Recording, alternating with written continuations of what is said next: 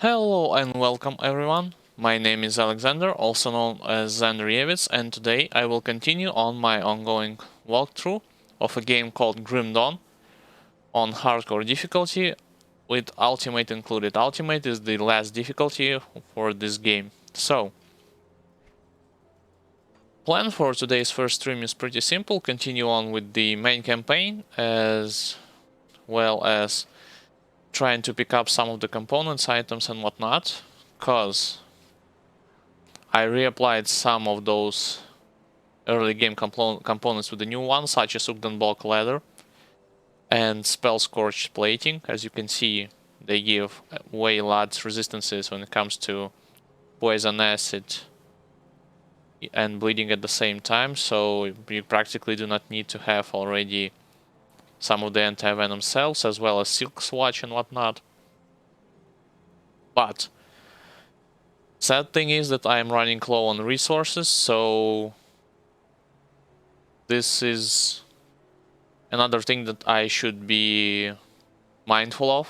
Well, I need practically those ether crystal shards, not those ones, the lesser ones, and then I also need Chthonic Seal of Bindings. Probably I'll farm them later on, but not right now. Also, if you want to check my other parts of playthrough, you can check out my Twitch video on demand, or Twitch video on demand section channel, or my YouTube channel. All the links will be in the description. And if you're interested in the more beginner-friendly guides, you can check out it on my YouTube channel.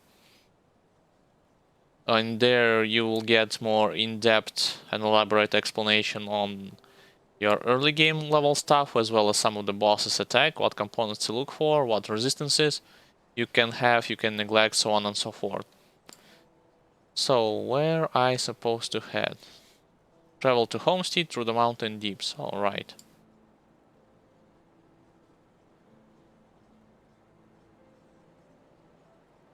Yep, this one. Nope, not this one. Alright, I actually need to go to the cave first. Fine.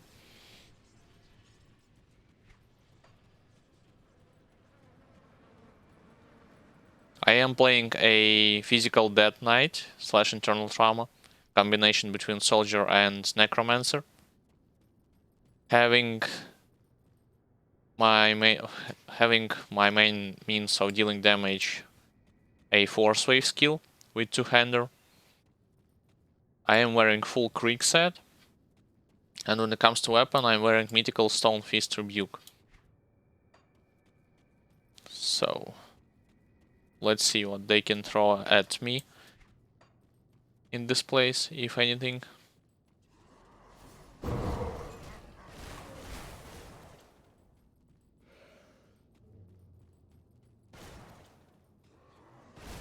Oh, and despite the fact that it's ultimate difficulty, I already have all of those constellation points gathered and active, I still want to try to restore those altars. Got an achievement, Ocean of Blood. Alright, still want to restore those altars just for a chance to get some more items and perhaps even legendaries.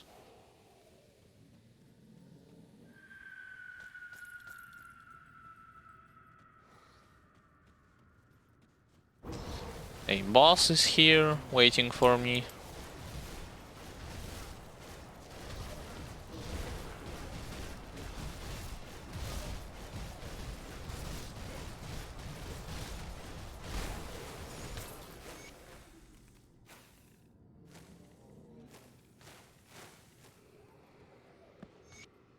Alright.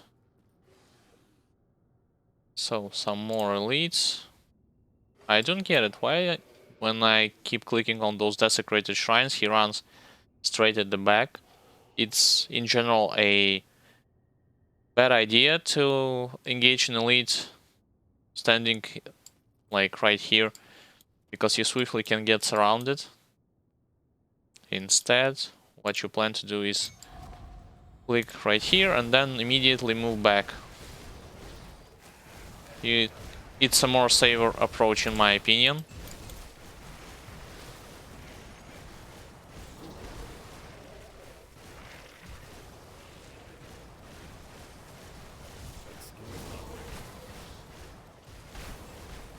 A lot of elites was there, a lot of matriarch spiders. Same with those bugs. Alright. Nonetheless, I cleared them all. I am aware that this area is also contains treasure trove. Somewhere around here, or perhaps the right side.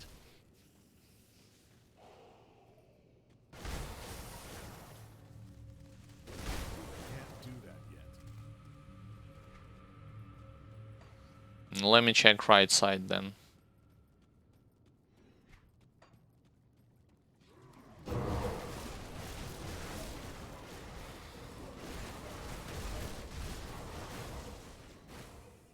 I will later on show you more high-level components that you need to be working on this difficulty.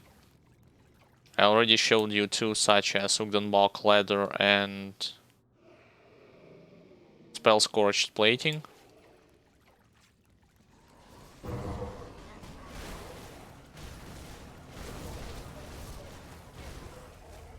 Also, when it comes to my plan with the ultimate difficulty, I am planning to first and foremost complete its campaign. And after it, perhaps try to fight with some of the bosses, such as Avatar of McDragon, Ravager and whatnot, but before doing so, however, I need to... Well, after I will complete the campaign, I also, or perhaps sometimes earlier, will try to gather a better relic, a better ring.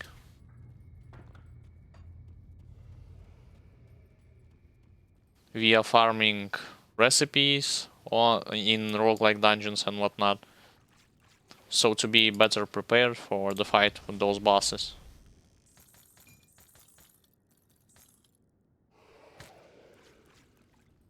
As you can see, I still am not having all the necessary blueprints.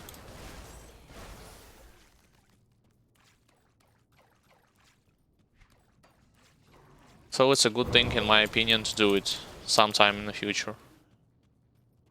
Just like I did also with the Creek set. I have to be more precisely. How long does it took me to farm all the Creek set? I can tell you. All of those sets, all of the set components were farmed.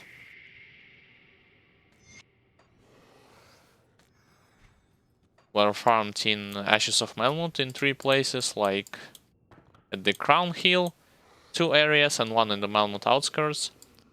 And it took me 5.5 hours to do so. I did it on Elite difficulty before I went into Ultimate.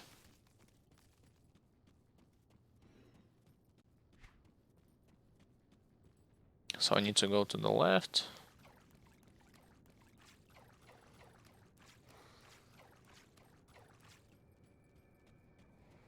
I could safely head up at this direction. Yeah, cause nothing here. That is super important.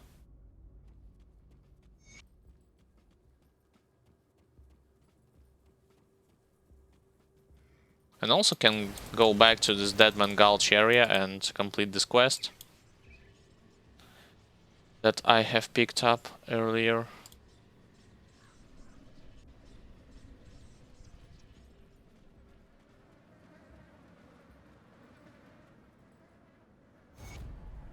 Yep. Oh, and also when it comes to reputation, friendly faction, and then I'll talk about enemy factions. So, when it comes to reputation, I believe except for Battleholm, every other friendly faction has been maxed to Revered. Devil's Crossing, however, was maxed to Revered just on this difficulty, so On previous difficulty I hadn't maxed them, I did this on ultimate. When it comes to enemy factions, I have already fought against Nemesis of the Ethereal Vanguard and against Beast's faction. I fought them on elite difficulty. Hadn't fought them on ultimate though, so do not know how much of a change will it be when it comes to ultimate difficulty, specifically talking about those Nemesis guys.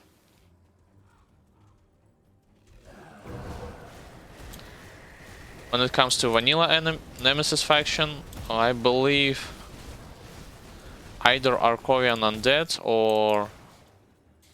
let me double check. Either Arkovian Undead or Ethereals will spawn their faction. Tonians will be closer after them, same with Eldritch Horrors.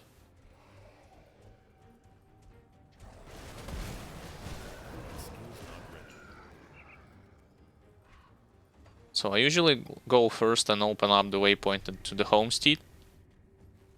And then I'll go back and do the quest for Black Legion.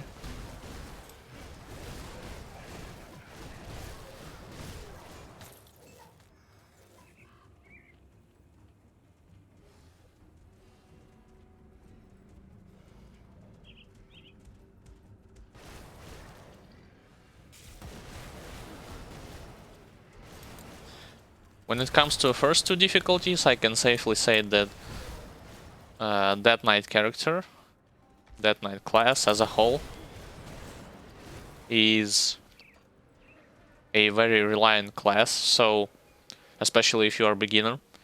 Why? Because he's fully able to complete first two difficulties without even having any pre-prepared items, best in slot legendaries, so on and so forth. So I did the same thing basically on self-found gear without any recipes.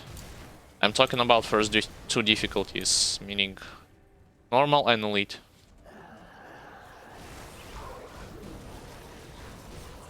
When it comes to ultimate, yes, in my opinion, you should, before delving into ultimate, try to definitely try to find something more damaging when it comes to weapon, or more tanky stuff when it comes to armor. So, but before ultimate, you'll still have a long way to go, in my opinion.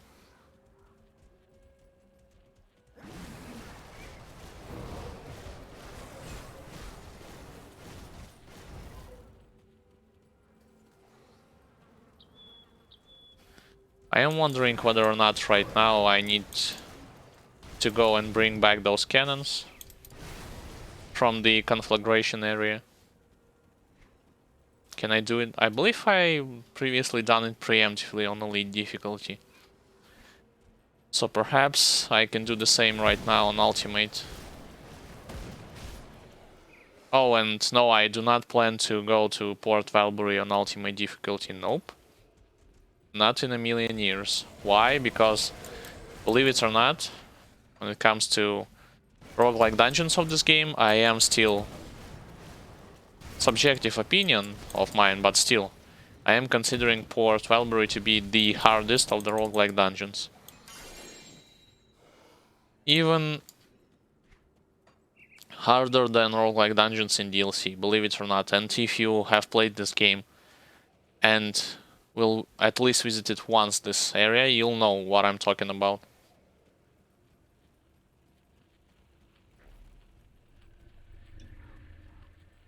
So I recommend to only go there, and I repeat, only go there if you have to farm some specific item from there, or if you want to complete a quest. Other than that, you can safely skip this area.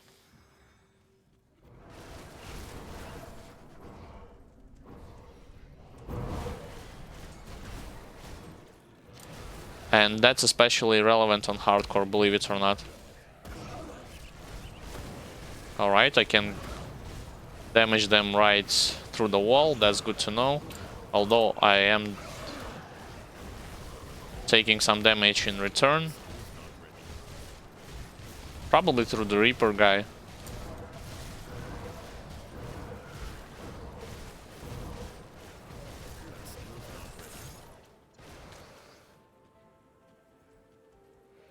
Alright, 2 elites. Oh, good thing that I am collecting those ether crystals. Because, like I said earlier, I need them. Did he just... Yeah, he just stuck there.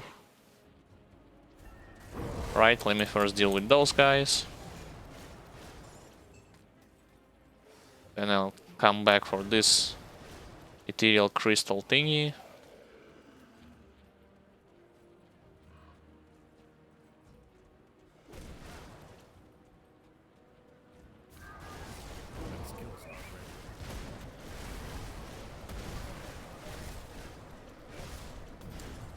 Alright.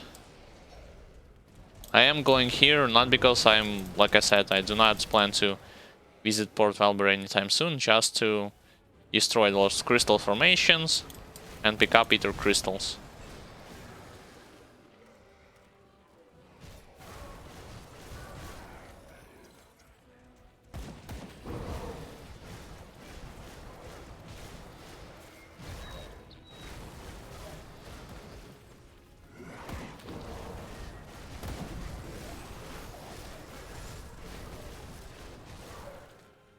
Alright, I've done this.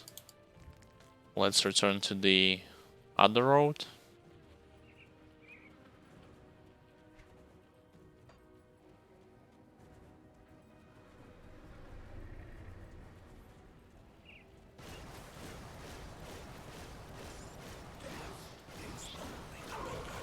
By the way, without any of the, well, with Tolerance, Rage, Spectral Binding and Field Command included, my current offensive ability and defensive ability is 2985, 2934, so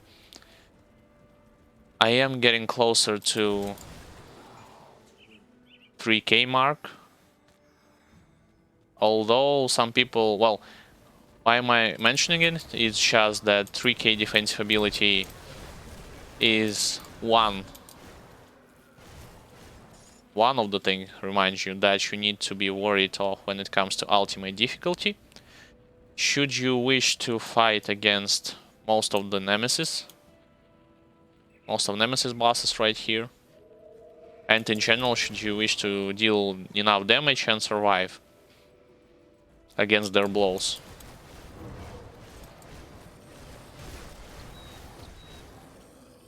But it's just one layer of defense that you need to have, defense/offense.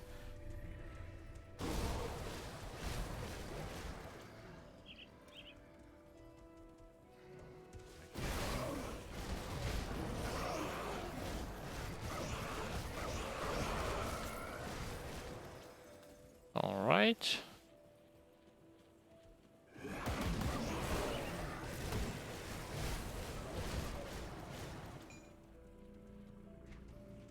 Let's see.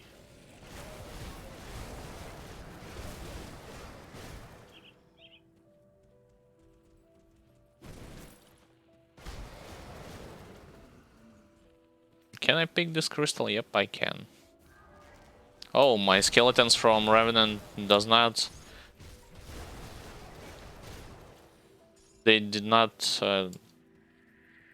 take any, they do not take any damage from Ether Ground. So that's good to know.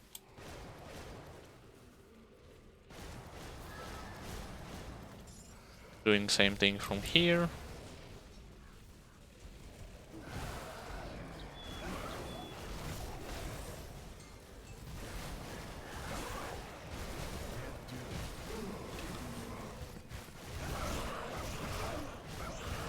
Also about the Warcry ability, you practically, as soon as you'll see big groups of monsters, small groups of monsters, bosses, elites, and whatnot, you should, in my opinion, always use this ability.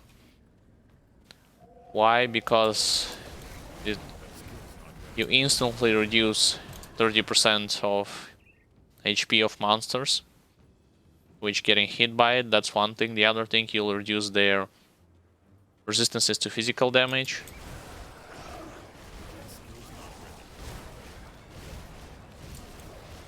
As well as you will decrease their overall damage output. So use it as soon as it is off cooldown.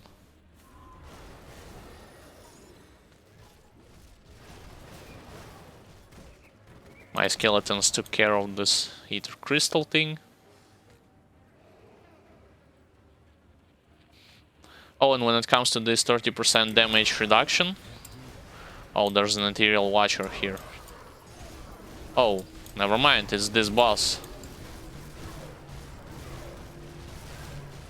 He is dying very fast. Wasn't expect this actually.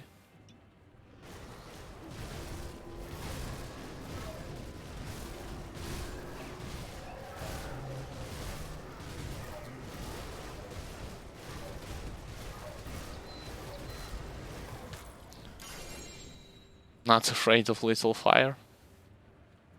I believe I already had this weapon, but never mind, I'll pick it up.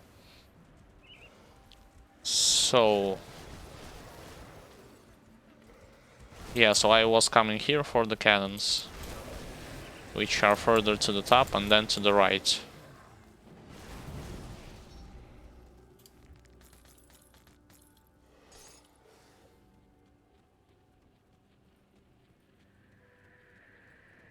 So yeah, I was talking about the instantaneous 30% HP reduction.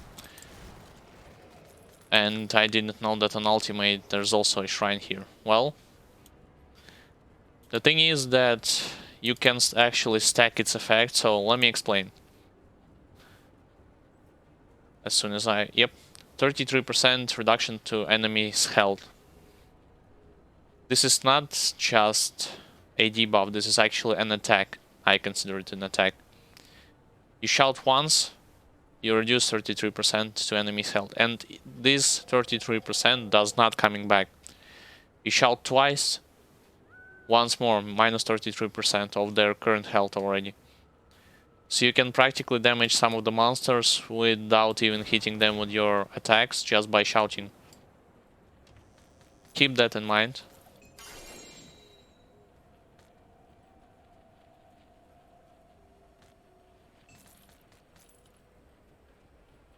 So first let's actually take those cannon backs. Take those cannon back.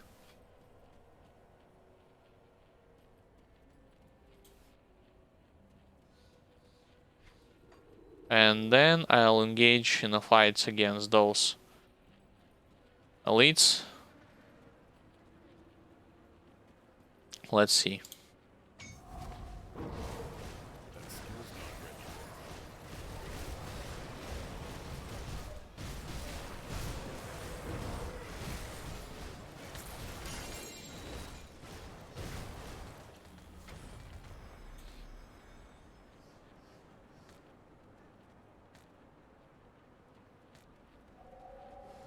Also, do not be surprised by the amount of legendaries that you are seeing on ultimate difficulty. The thing is that even on elite difficulty,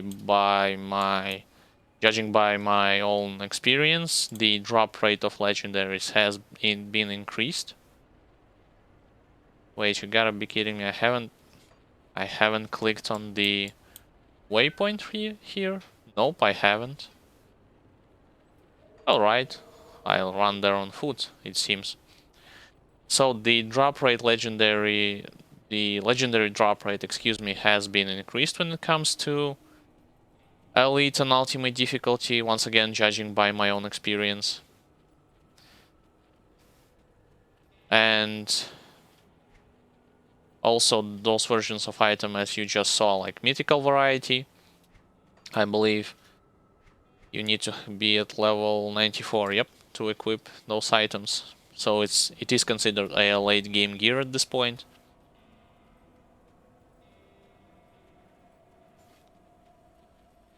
Like, to be completely honest, when it comes to... Oh, I forgot to destroy this crystal. Oh, never mind.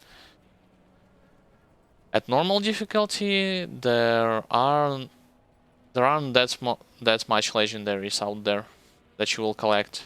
But, once again, do not be discouraged by it. Especially if you are playing one of the beginner-friendly types of classes, such as Death Knight. Like I said, I didn't have practically no legendaries until the end of, well, the second half of Malmut, Ashes of Malmut DLC. I got this weapon. I was wearing Demon Axe, which I got from Bastion of Chaos with the green color, so this should give you some sort of a highlight or thought to keep in mind. So this class does not depend on any of those legendaries. Perhaps there are classes that do, but not that knight.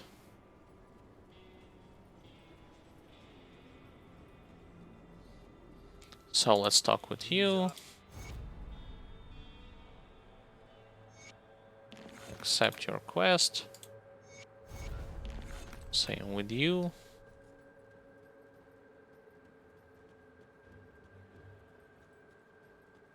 Oh, and I believe first I need to go to Algrim. Yep. Need to go to Algrim to bring him here, and then I can give back this quest with cannons.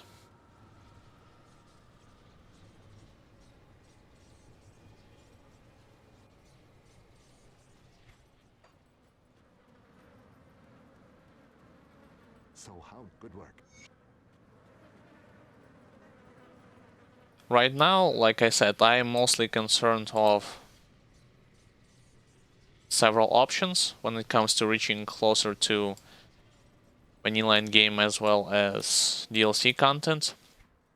I'm mostly concerned to have a better high level components on my armor and jewelry, such as Ugdenbok leather and spell scorched plating. Oh, and while I'm here, let's actually talk what I mean by better components. So, that's not the right guy, this is the right guy. You will need, at ultimate difficulty, I am talking about components, I'm not talking about the magical augments right now. So, like I said, Ugdenbok leather, that's one thing. You can see poison and acid as well as bleeding resistance. So, the other thing, spell scorched plating, pierce and elemental at the same time. So, that should instantly give you a hint that Silk Swatch, you could throw it away if you have those two on some of your armor, as well as anti-venom self. Then you will be working for, let me remember if I have checked it correctly. Yep, this one as well. Ether. This one. So instantaneous vitality resistance, heater resistance, as well as some offensive and crit damage. The same component. Then you'll be working on, in my opinion, you should work on also on this component.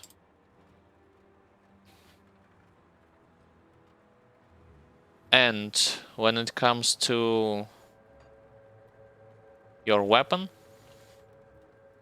you should strive for any of those seals, depending on what type of damage you are using. I'm currently thinking of applying Seal of Might to my weapon instead of Oleron's Blood. Like, it has on its own a good chunk of damage bonuses, but mostly it also has resistances. Not only to pets, but to your character as well. So those are the thing that I am going to be working for later on. So those are your end game components. I'm going to check.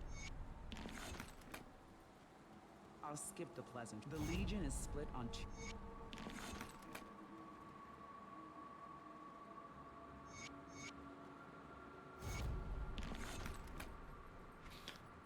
So I've done those things. Actually, I want to head to the Pine Barrens area, or I was confused, is it Fine or Pine Barrens? So in this area. And complete some quests for Black Legion. Did I get any more blueprints? Let me check. Nope, I haven't.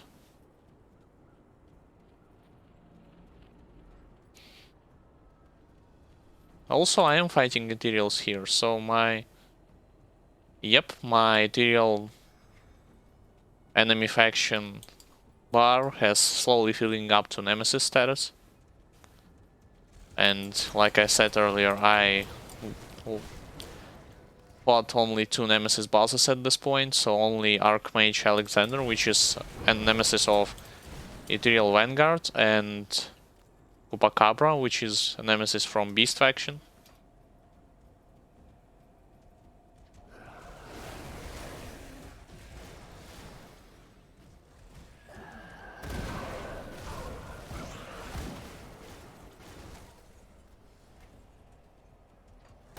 Oh, an elite.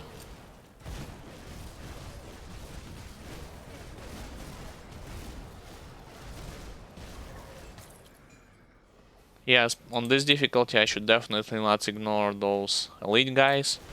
Regular dudes, well, that depends, but elite guys I definitely should stop and fight them.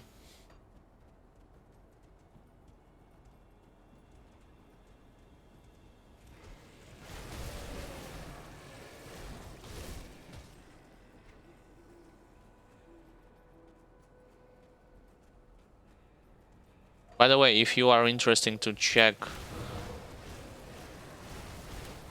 to be more precise, my in detailed fashion, if you want to check my gear, resistances and whatnot, I usually, after this video, under the description of it on Twitch Video on Demand or on my YouTube channel, I'll add the link to my build, to my Grim Tools, to the Grim Tools website, so you can check later on what exactly am I leveling when it comes to, have I leveled when it comes to skills and constellation.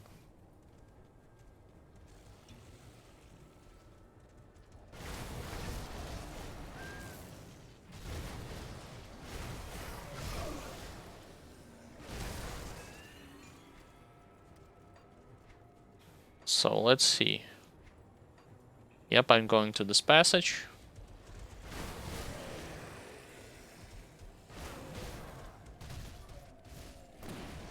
How do I fare in terms of... Wait, I got debuffed by something. Oh, still have 10 dynamite, that's good. Since I believe I will be using it in this area to open up some treasure troves.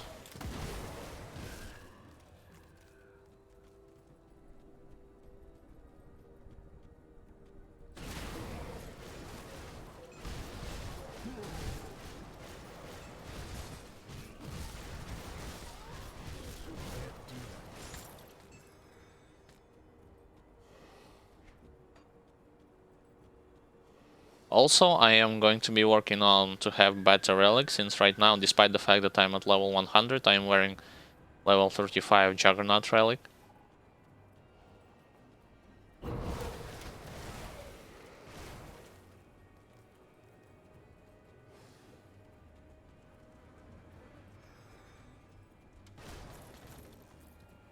I shouldn't. Well, checking those regular chests is not a bad idea. Why? Because believe it or not, I got my Mythical Stonefist Rebuke weapon at the Melmoth outskirts just by trying to open and see what's inside just by clicking on the regular chest. Not by killing some strong boss or elite, no, by opening regular chest.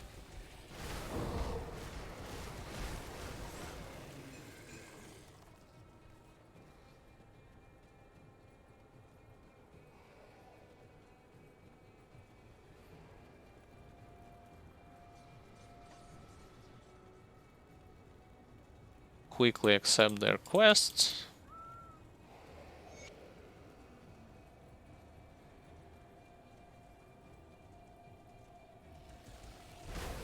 Perhaps I shouldn't be doing it, but like I said before, I want to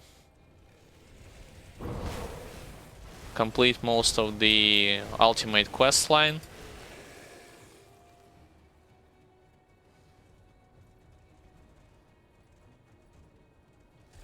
Just to, first of all, to show it on stream, and secondly to gather for myself more experience when in terms of what are the difference between ultimate and elite, what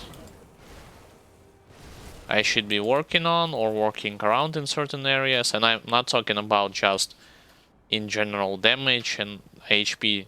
That's at this point becomes a cliche. When somebody is telling about the difficulty, they are always just gonna tell you first thing that comes in mind.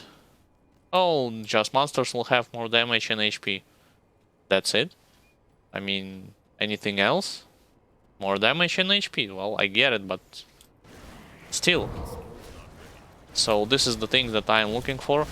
And by the way, at the elite difficulty, I already found there were instances when some of the bosses used either slightly different or more deadlier form of attack. So this is what I'm talking about when it comes to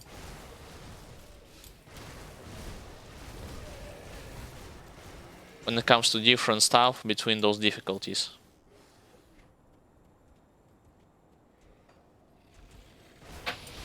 So in this area I'm looking for hunting down those manticores and gathering from them, I believe, their eyes. Let's see.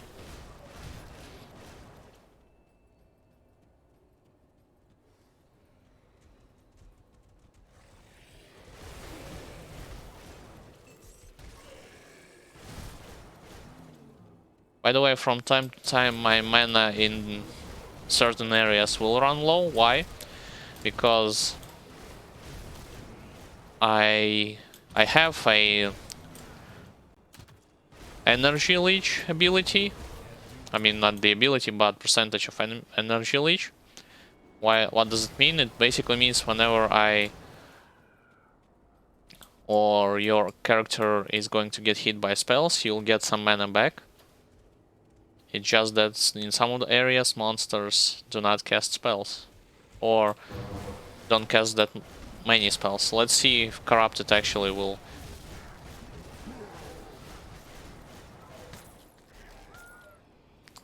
Well, I was about to say, let's see if Corrupted Elite will actually cast something. Sadly, he didn't, so.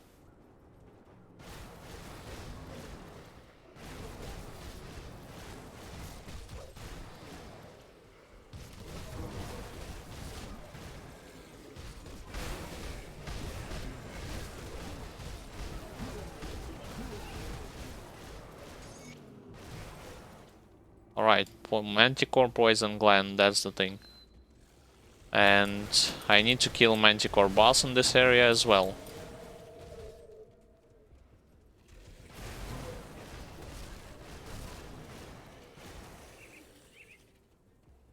She's right at the top. Let me check if something here. Nope.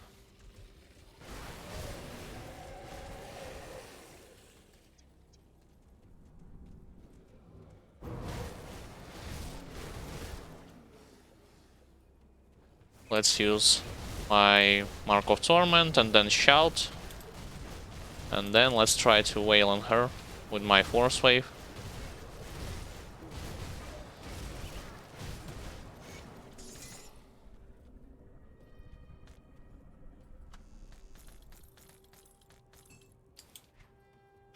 Well, first 2 quests complete. Let's teleport back to the Pine Barrens and accept 2 more.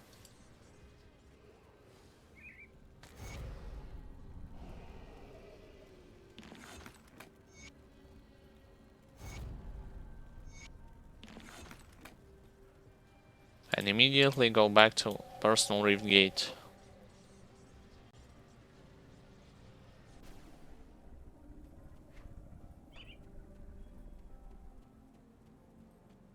Some questionable quest rewards, if you ask me, like perhaps vanilla campaign at the ultimate difficulty does not, or it is better to say wasn't focused around the fact that your character will be at level 100.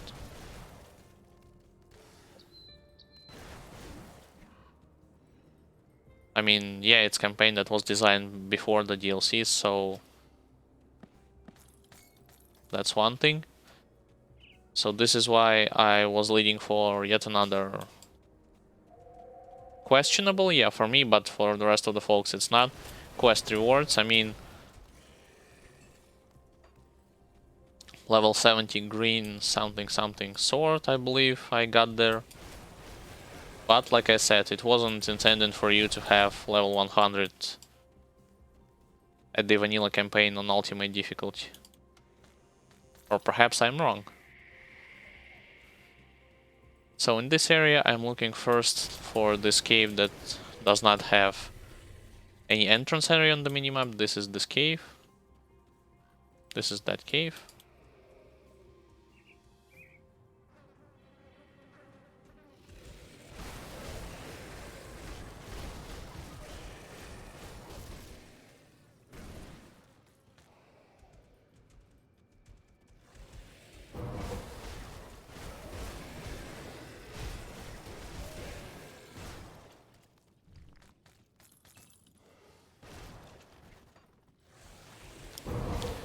Why I'm looking for specifically this cave, you might ask? Well, if you go in this cave, you have one quest boss to defeat.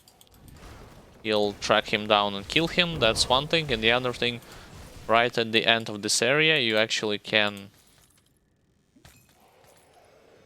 go to the other cave, and from it,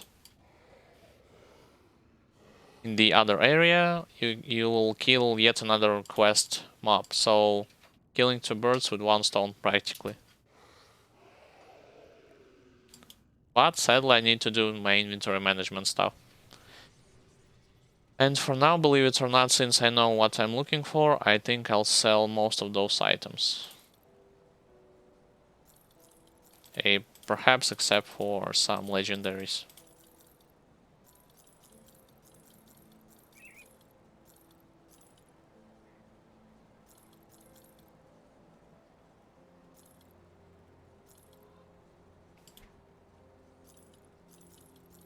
Oh, and also when it comes to legendaries, blues and green items, I do need to rearrange them in my inventory, because my inventory's stash space is not limitless. And yep, I gathered some of the items on my journey, but most of them are low level, and I think I have decided to just keep those level 94 stuff in it rather than keeping low level as well as mythical versions of items.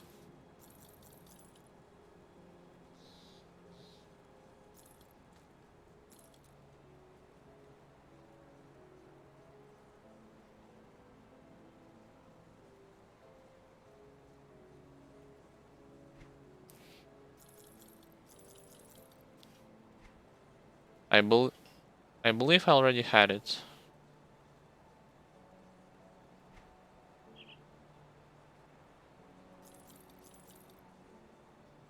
Yeah, same with this one. As you can see, once again, reward level 40 magical augment. You'll have way better augments even if you just have a vanilla campaign. I mean, vanilla game bot without DLCs.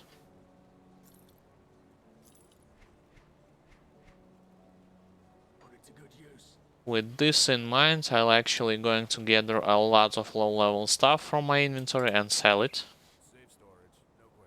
Yeah, so you can see this was my preparatory thing for ultimate difficulty. I basically bought every possible magical augment, well, high level one I mean, that I can apply on my character.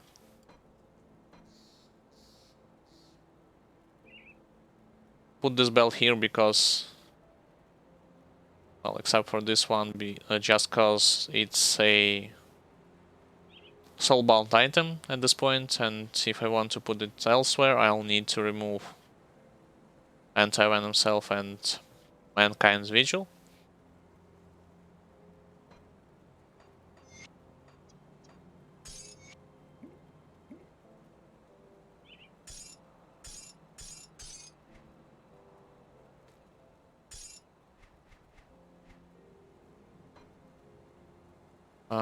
Actually,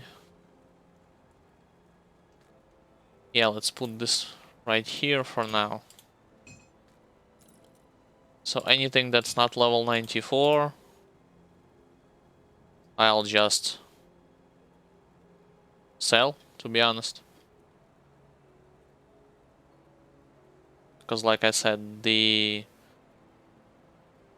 inventory slot is not limitless.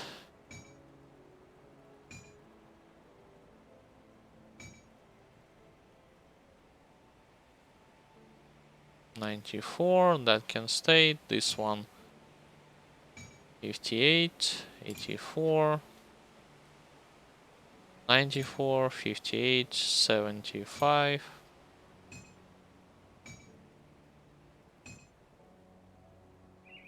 94, 84, 75.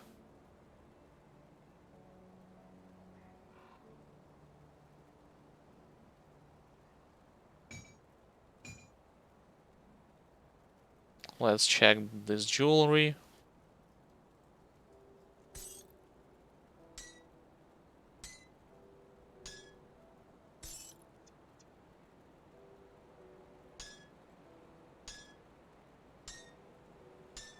A lot of 84 stuff. 94, that's better.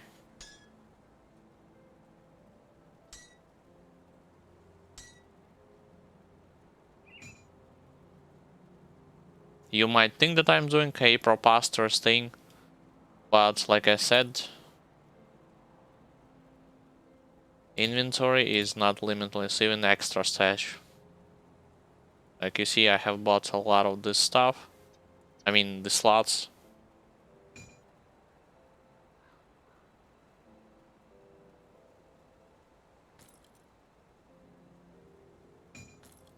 And I have a feeling that sooner or later I will refill it with 94 items, so...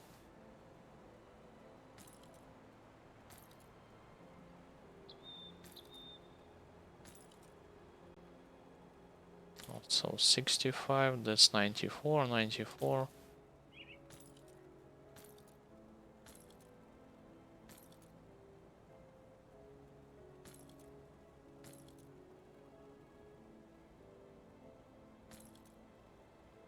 Sorry that I'm doing this part on stream, it's just that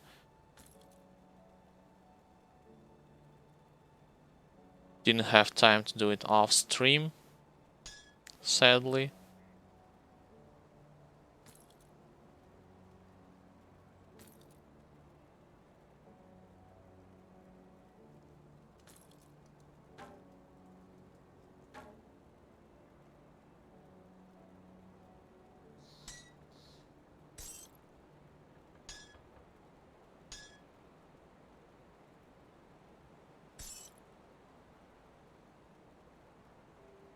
$92.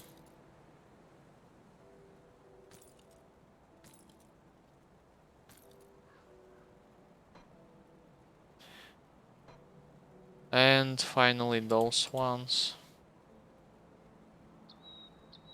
65. 54. Or 84.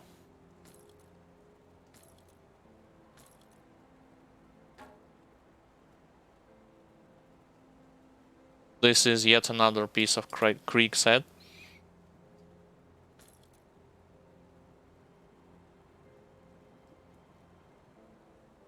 Same with this helmet and those gloves, which you're about to see. And also I have two of them. So 2 extra pair of Creek set, pair of gloves.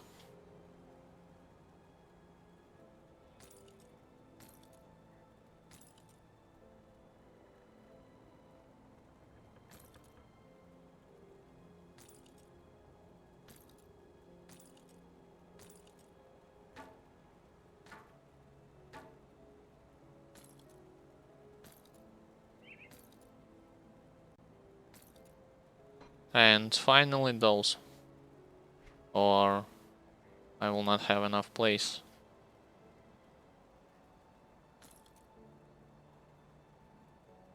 $94, $94, $84. Oh, this one $84, never mind. It will go.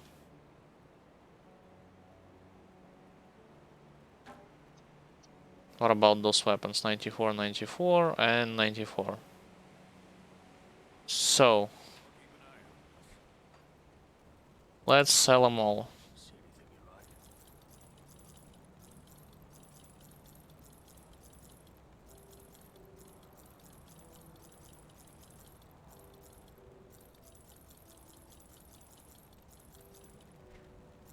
Oh, and also I was thinking about it, like, you might ask, wouldn't you want to save those items for future characters? Well, the thing is that I am inclined to play a Vitality Caster guy. It's yet another beginner-friendly character. In the near future, that is, so not right now. And Vitality Caster, same thing with Death Knight. He does not rely on any of the best in slot rare items, blue items, or legendaries, so no need to worry. No need to panic, like, in my opinion.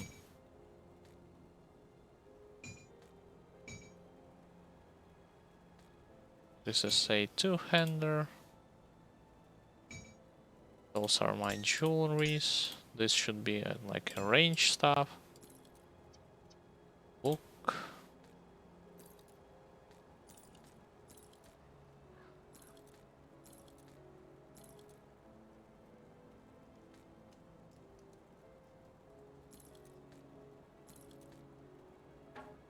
This is actually a weapon, not a shield, so has to go to this last slot.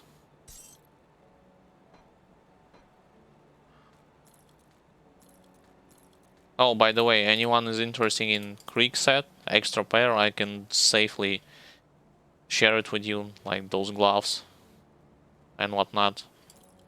Perhaps even helmet.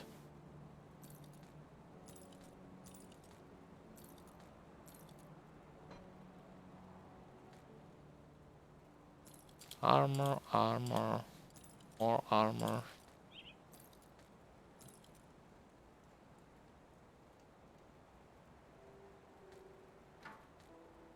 Same with those shields.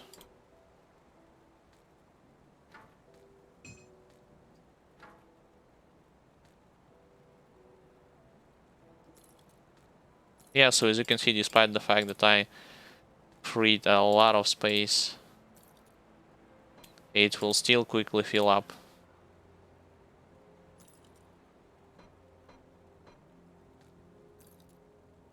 Armor, and this is a weapon. Slot number 2.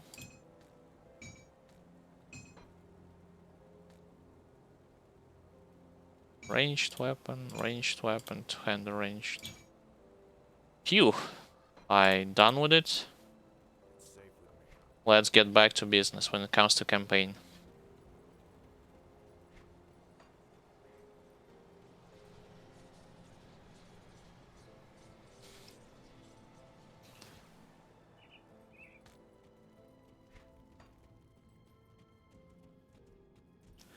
Also, to be honest, despite the fact that I'm having practically always at the uptime most of my mitigation skills, such as Warcry and whatnot, some of the enemies, especially, well, it was present on Elite, but on Ultimate it is become clear as day that some of the enemies' attacks, despite having your active Mark of Torment, which is in my case damage mitigation skill, same with Warcry, and some of the enemies will break through your defenses if you will just stand on one place and attack them.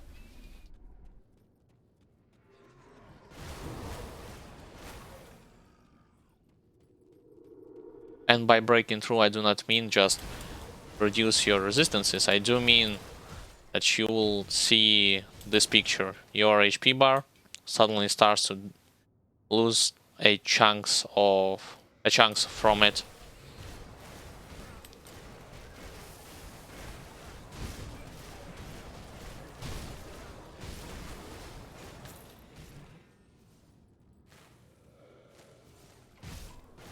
A lot of elites right here, so it's safe just to clear first all of them.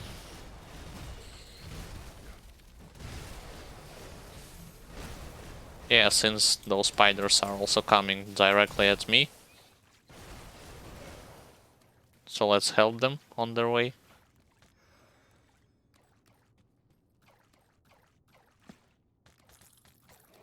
Oh, this is a dead end, so I need to turn to the right.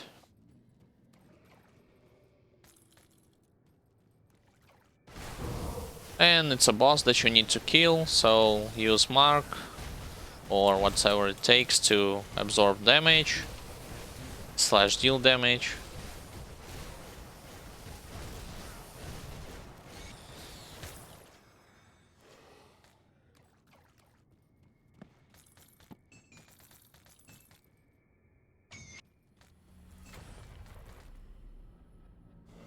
I got a blueprint by the looks of it. Mythical Mark of Calaster, so legendary metal. Physical damage, eternal trauma. Alright.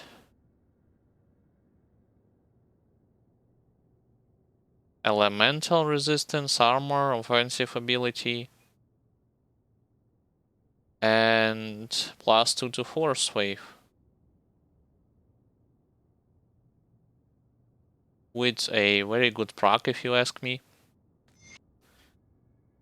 So I believe it's definitely better than mine.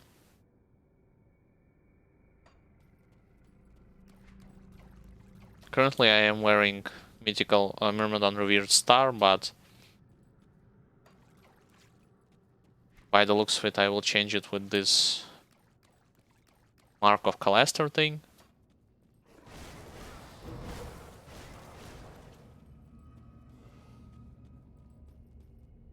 So let's go to this Black Legion dudes and complete 2 more quests with them.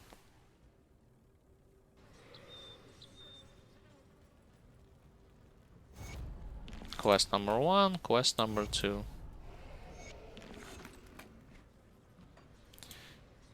Yeah, the thing about those recipes, like I have told you before, that I do need yet another relic, yet another ring.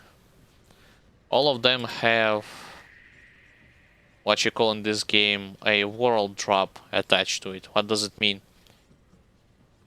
Well, never mind if it's a blueprint or just an item.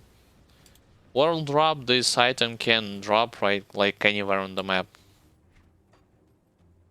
Same like with my weapon that you see, Mythical Stoneface Rebuke. It can drop from regular monster, it can drop from a chest, it can drop from a boss, so you'll never know when you will eventually find it. And to at least increase the chances of if not finding this specific item, but in general to increase the number of items that you are finding for your gaming session, you can Well, in my case, I am completing some of those quests, but you can visit roguelike dungeons, kill those bosses, kill nemesis and whatnot, nemesis bosses to open up their chest.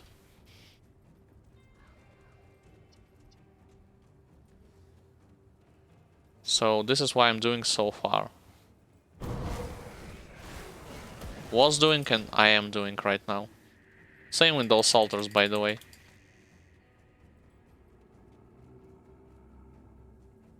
Enchanted flint.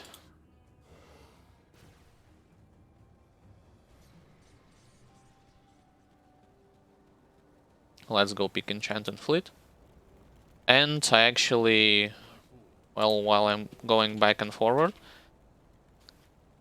I'll use this opportunity to say hi and welcome for all of those who has just tuned in or watched my previous streams or this stream from the beginning or previous videos and Twitch video on demand / my YouTube channel.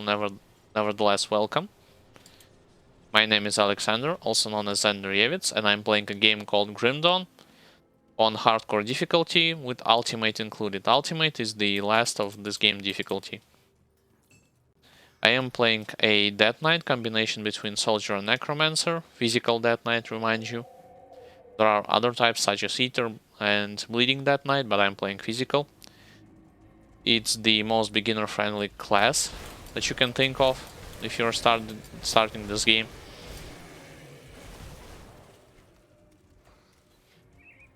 My main means of dealing damage are spammable Force Wave with two-hander, and I am wearing full Creek set, full legendary Creek set. If you are a beginner and would like to check my tips and tricks video concerning some of the aspects that are not that heavily detailed by even seasoned veterans of this game, you can do it by watching my YouTube video. On my YouTube channel, right there I highlighted most of the bosses' attack, most of the deadliest attack that bosses are doing, what type of resistances on what stages of the game you can pick up, you can gather, and what type you can ignore. It is a crucial information in my opinion, especially if you want to delve into hardcore difficulty, or in general if you are just a beginner player, excuse me.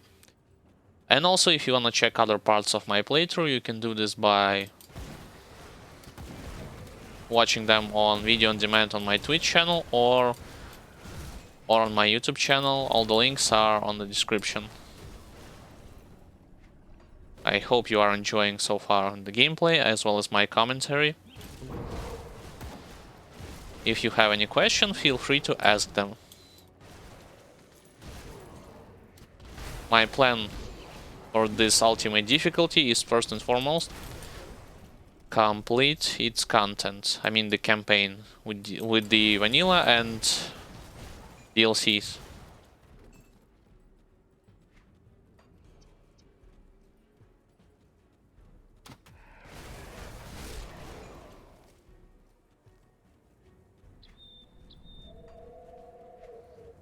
You remember I have sold this hammer, so I have already started to pick same items that I have sold. So yeah, my assumption that my inventory space, freed inventory space, will fill up quickly was the right one.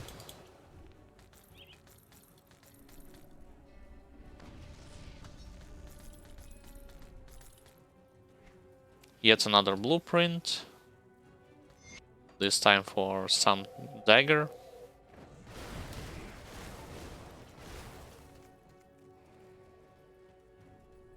And also all the gear up till this point was acquired for this playthrough, for this walkthrough by self-found method, despite the fact that yes, I am also consider myself a beginner. I mean, how long am I playing this game for? 2.5 weeks? 3 weeks possible? So most of the stuff I do not know about, some of the stuff I already know about. Yet still, I am consider myself a beginner player.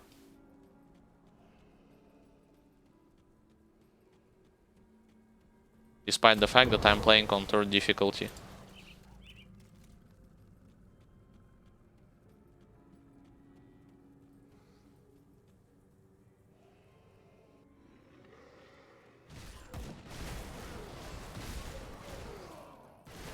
So this area will contain a lot of those grubbles in it.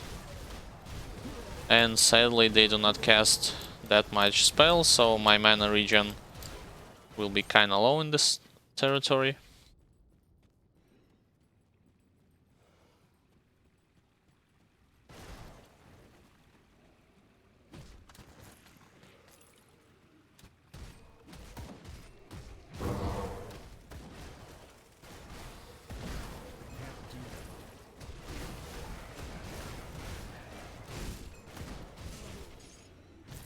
Oh, reflective. I was wondering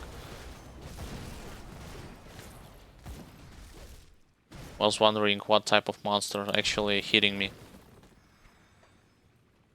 Oh, and one more important thing, I am using, if you are one of those beginners who are watching me, I am using a mod called Grim Internals, which allows me not only to highlight my character's HP as well as monsters, to easily pick them up from a group, especially bosses and elites. That's one thing. The other important thing is it allows me to see exactly what type of damage monsters are dealing to my character and how exactly, so that I can determine my weak spots, strong spots, and stuff that I work around a bit. And also some quality of life changes with this mod is that you can auto pick up rare items, lore components, blueprints, and this mod is completely compatible with every version of this game. It does not require any elaborate setup to install. I highly recommend you to try playing with this mod. You can definitely play without it, but for you it would be a bit tougher to play around those things that I have just mentioned. Like damage, output of monsters, and as well as their HP bars, because I believe without this mod you will not, like, let's say you're fighting in the group and you want to see how much HP boss have or an elite and whether or not you have debuffed him. I believe without this mod it's harder will be harder for you to do it, if not impossible. So keep this thing in mind.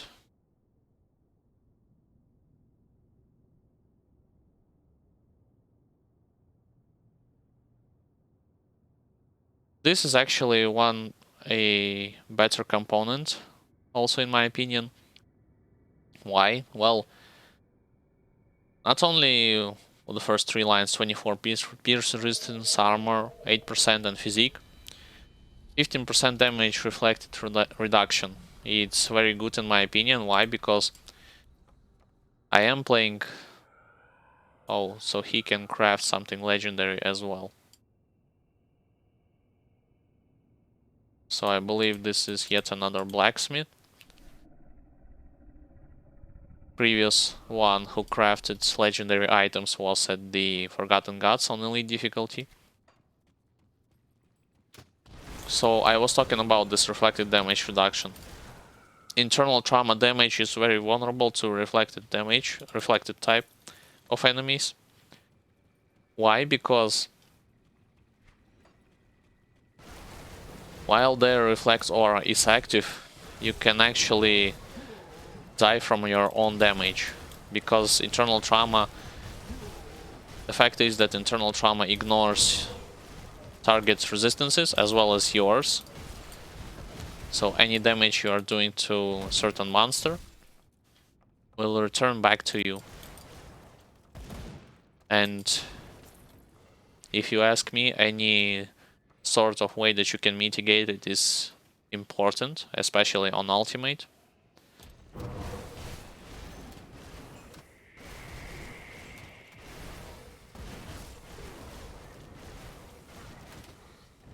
I am heading in this area because I believe you can actually... It's either here or... Oh, never mind, it's further to the right. You can open up another exalted chest.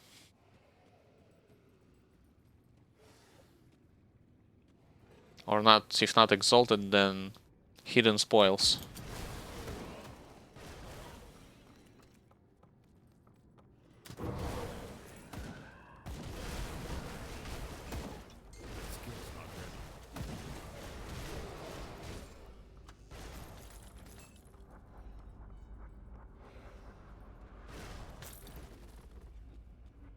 Sadly, I cannot go and pick up this dynamite from here. Need to find another way in.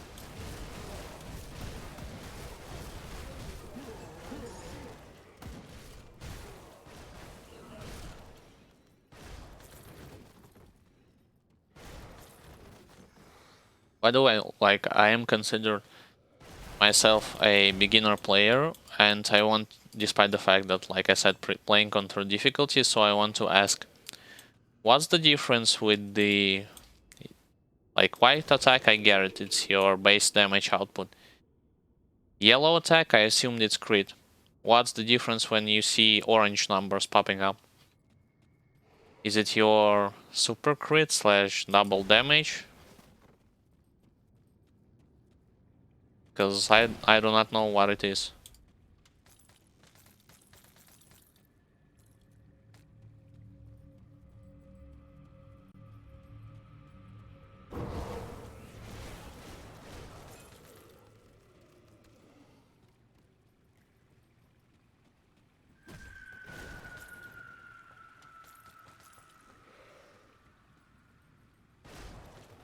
So I need to kill this blood feast here. Usually I will first go to this destructible wall and pick up those hidden spoils.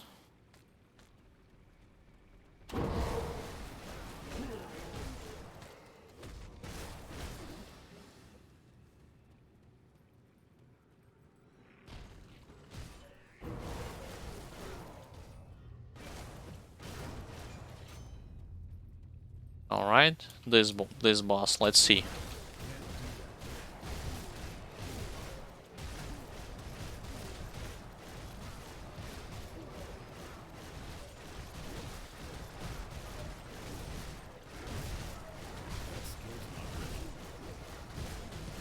He was running back and forward between my skeletons most of the time. Alright, resistance reduction, bleeding. And a blueprint from him.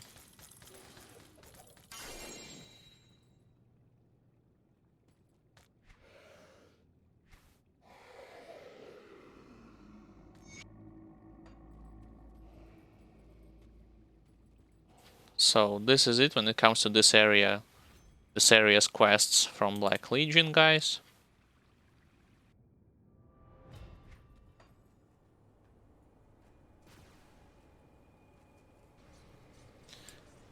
I'll move on onto the homestead territory.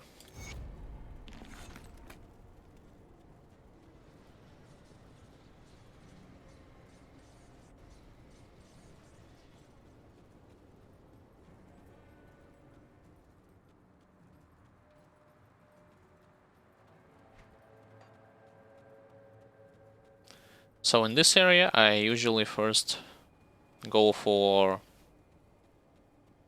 diary. Weird bug just happened.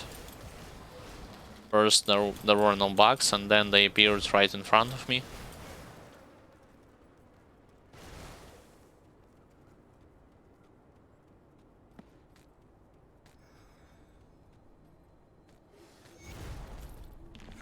Yep, this diary.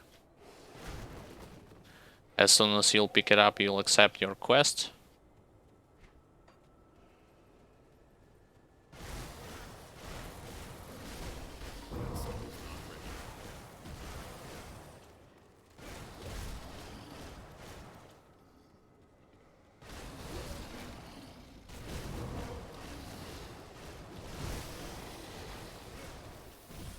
An elite, good.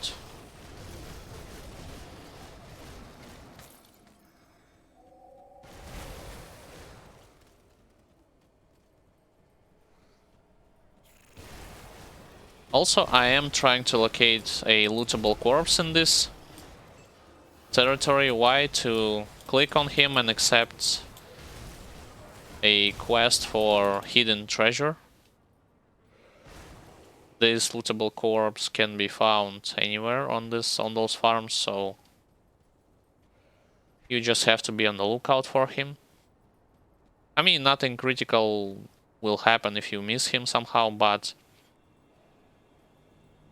should you manage to locate him, you'll accept the quest for finding a...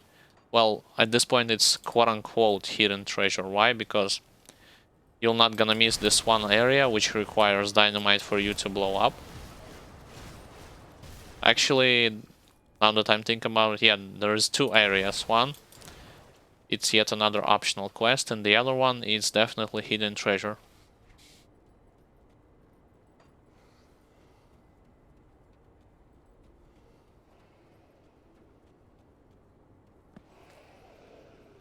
Worst case scenario, I'll just not open up hidden spoil chest and that's it.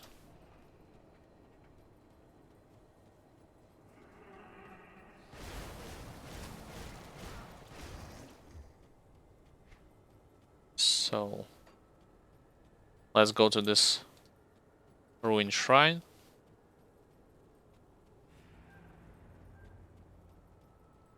Not a corpse, but just stump.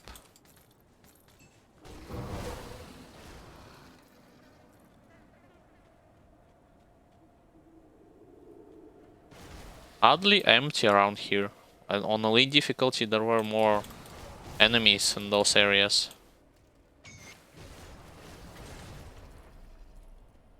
Another blueprint. No, not this one, this one. Alchemist belt.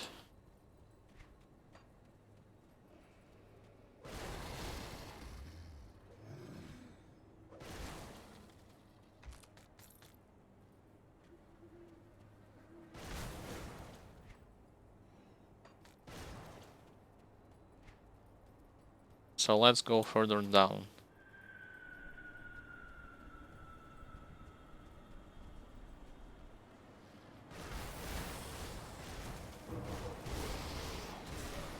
Around those areas, I believe you'll not see any of the Nemesis stuff. Nemesis bosses, that is.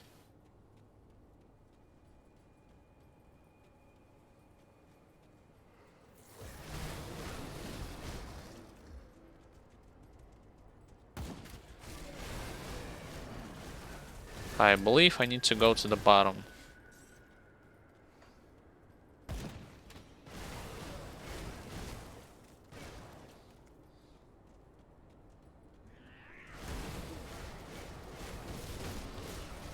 Alright, so far so good.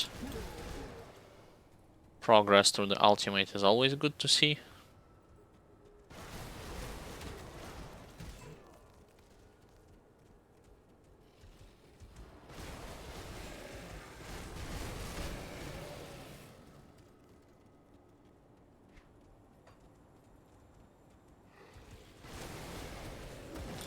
Oh, and by the way, that one thing that I haven't even mentioned about one of the functions of Grim Internals.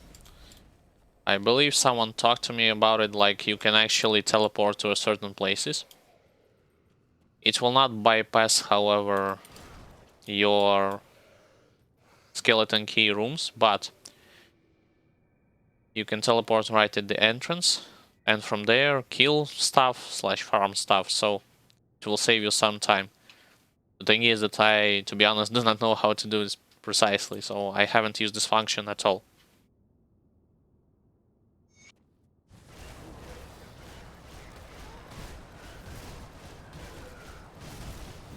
Let's not stand in this fire.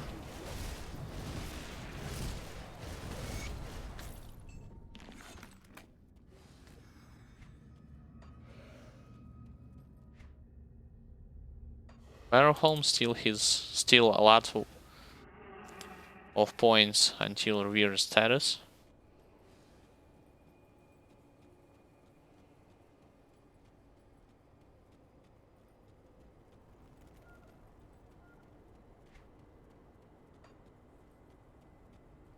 Let's go open up this waypoint, this area.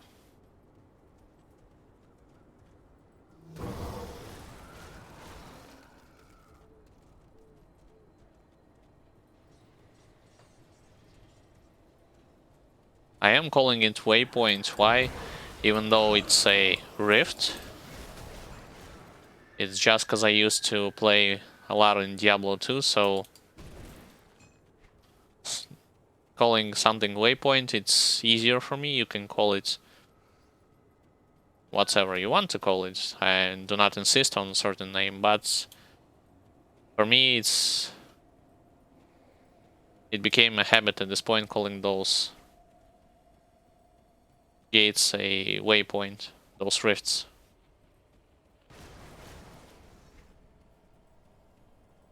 Sadly, this whole top area is blocked by... Oh, never mind.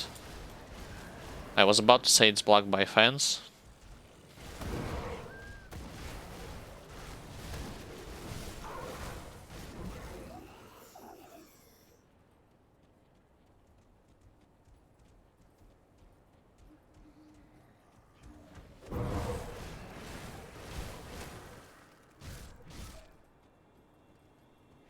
I am searching for a house in which you can enter and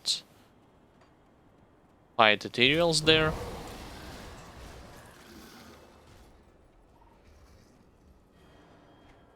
Not this one. This one is empty, completely empty. Oh, I believe it's this one. Yep.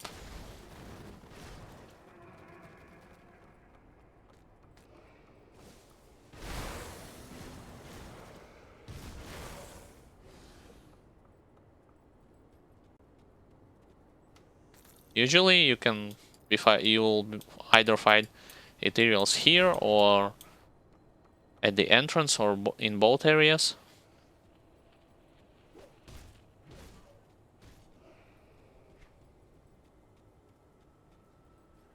So this means I'll need to go to the bottom left to fight some harpies.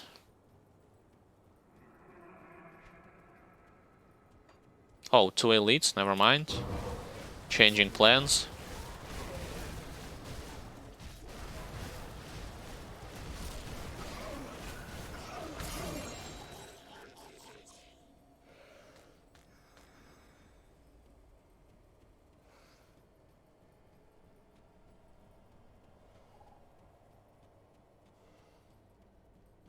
I wonder what it will take to craft this legendary amulet that I have picked up.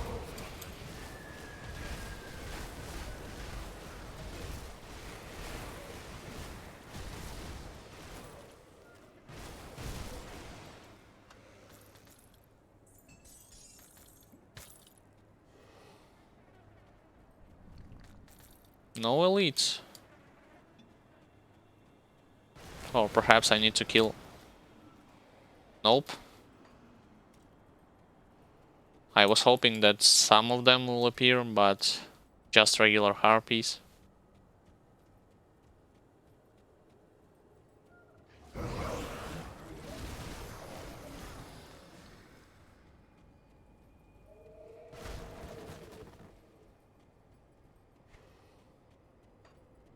Well, by the looks of it, I will be missing out on this hidden spoil, hidden treasure chest. Oh well.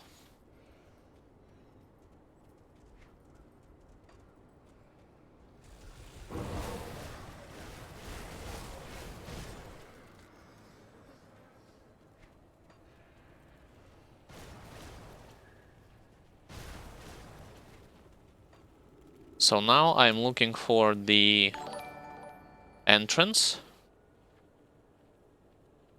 Oh, and also many maneuvers, thank you for the following. So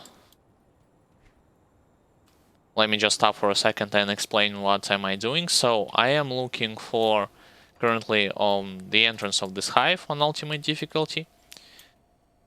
And I am playing a Death Knight combination of Soldier and Necromancer, physical Death Knight / internal trauma. I am wearing full Creek set on me, as well as mythical Stone Fist Rebuke as a weapon. My main means of dealing damage is spammable Force Wave. As you can see, I have leveled it to soft cap, and extra points is just from the items. In Soldier skill tree, I have leveled Force Wave, its modifiers, Warcry, Break Morale, Aileron's Rage, Field Command, Squad Tactics, Decorated Soldier, Scars of Battle, Military Conditioning, Menhir's Will. In Necromancer skill tree, Spectral Binding, Spectral Wrath, and Mark of Torment. Why those options? More survivability, resistance reduction, and damage absorption against some tough opponents or bosses. Elites or bosses. Devotions, let's discuss about them a bit. So, first and foremost, Ghoul, it's procced attached to Field Command. Then, to open up Kraken, I have leveled Scholar's Light. I explain a little bit later why I have removed it in favor of Hawk. But I have leveled Scholar's Light, then Eel. This allowed me to open Kraken Constellation. I have leveled it fully, and then I have switched to Behemoth, attached its proc to Spectral Binding, excuse me. After that, I'll move on to Revenant and attached its proc to Force Wave. After Revenant, I have decided that I need more resistances by leveling Empty Throne, so I did it, leveled it, and after Empty Throne, I have switched to Chariot of the Dead, and its proc was attached to Aileron's Rage.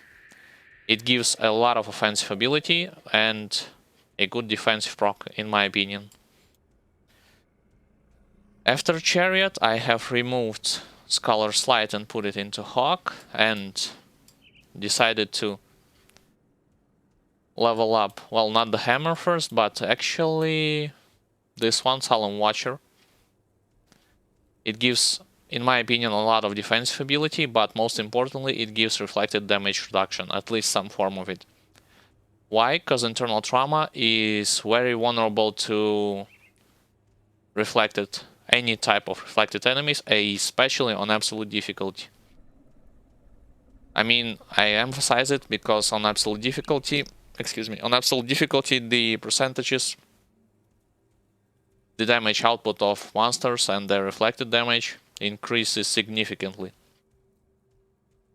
After Solemn Watcher, I have picked Lantern to have more offensive ability as well as crit damage and energy regeneration. Then I went for Hammer.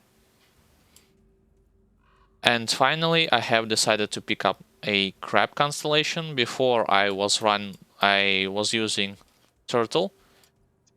But in my opinion, when I tried Arcane Barrier from Crab, it worked way better since it procs 25% chance on hit, rather than when your HP lowers down to, like, Turtle 40%.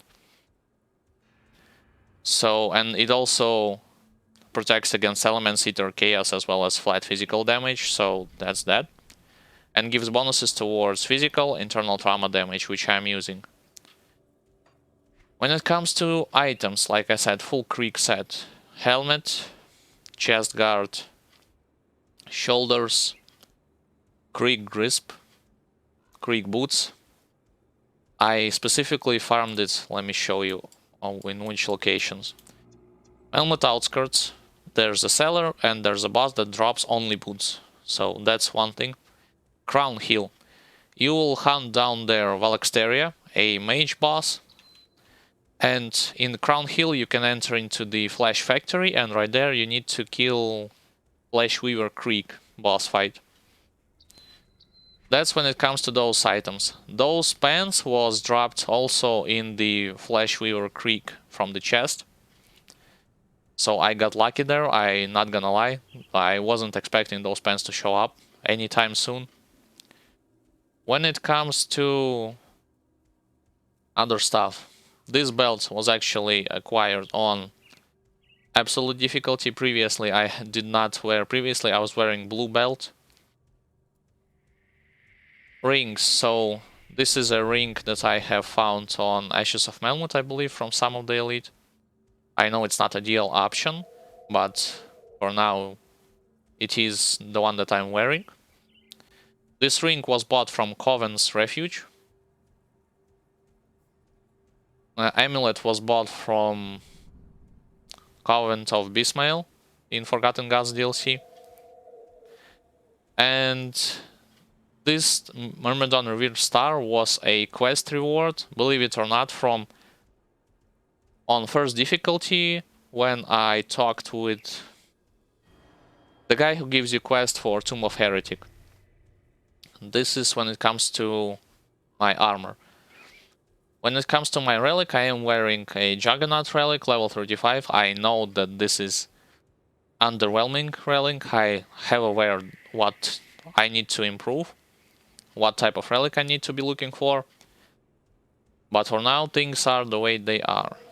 And let's discuss quickly some components. So on weapon, all around blood and potent Bismael scanning.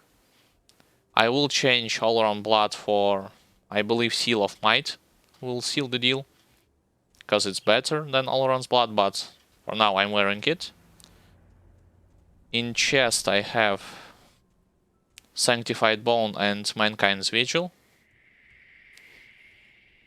On my pants I have Ugdenblock Leather. It is a end game component, so previously I was wearing this one, Anti-Venom Cell. I have decided to switch them. Same with belt.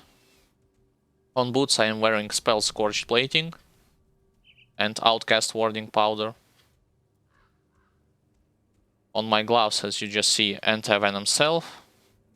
And once more, Warding Powder.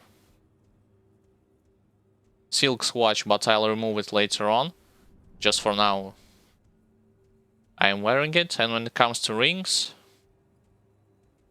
Soul Shard and Hammerfall Powder. Wardstone on Amulet and on my Epic Medal. And Hammerfall Powder also on my Amulet. Also, I have uploaded an edited video guide on my YouTube channel, which explains, which is catered towards either beginner players who want to play this game on softcore or on hardcore. This guide highlights some of the boss's deadliest attacks and also what types of components specifically at what stages of the game you can pick up for resistances and what you can neglect. So if you would like to check it out, you can do it at your own leisure a little bit later. And when it comes to rest parts of this playthrough, they are already uploaded on YouTube, my YouTube channel, as well as on my Twitch video on demand. So feel free to check them out if you have a free time. And also you can ask any question. I would try to do my best to answer it, so feel free to ask it. Hopefully I explained most of the details when it comes to my character so far. Yep.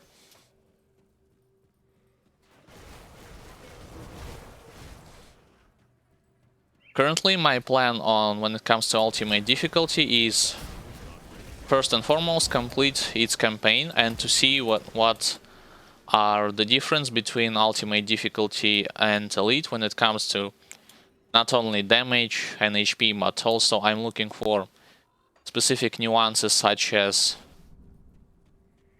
Maybe little things that bosses will do different when it comes to skills. Or will there be a new type of attack that I'm not aware of? So this is what I'm looking for.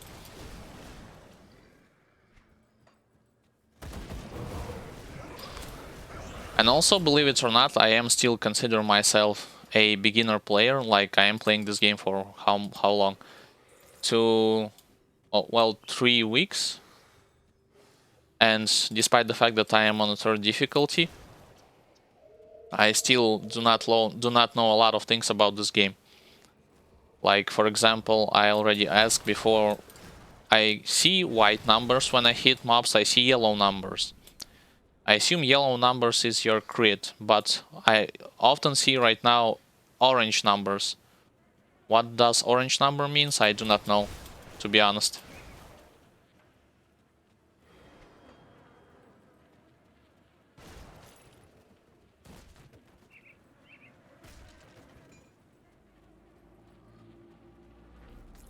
So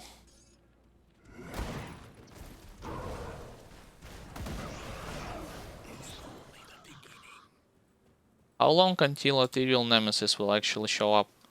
Oh, not that long. So a couple of elites, and then I will have a chance to see for myself what are this Ethereal Nemesis look like. What does he look like, what he can do, and so on. Because I just fought, and if you do not know what are those Nemesis bosses, they are basically a boss monster from a enemy faction. So I fought Ethereal Vanguard, which was an Archmage, and I fought Beast faction, which was Chupacabra, Endless Menace.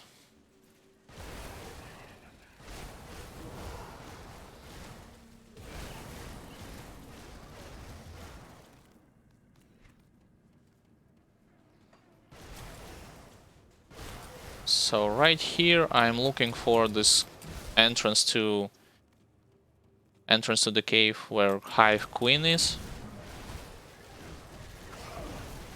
But I believe it's not here. Need to search for those fields where bugs are standing rather than ethereals.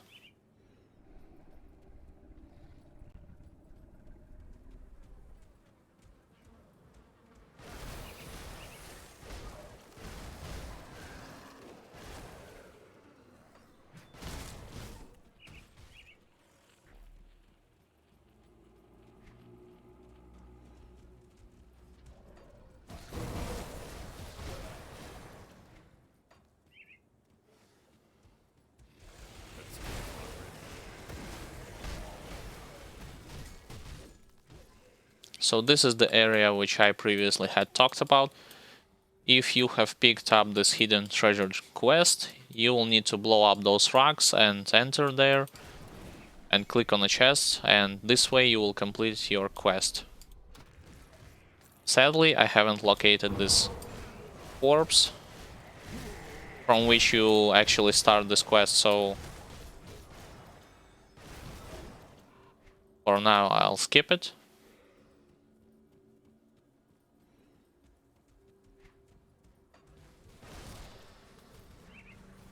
Alright, I have found this hive area,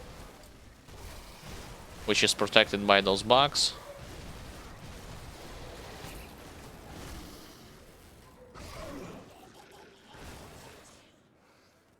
By the way, that's a nice detail whenever you are using your Krieg's Rat ability, when you stomp the ground. Sometime you can actually hear main characters, well, if not main character, just the voice line like Krieg used to do it, feel my rat. I mean, it says feel my rat. Same thing, but same thing Krieg used to say.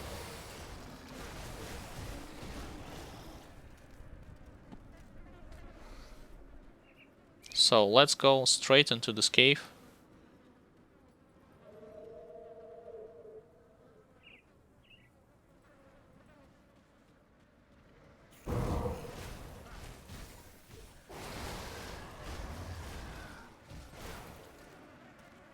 And in this cave, I'll search for those side areas first, and then go and kill this queen.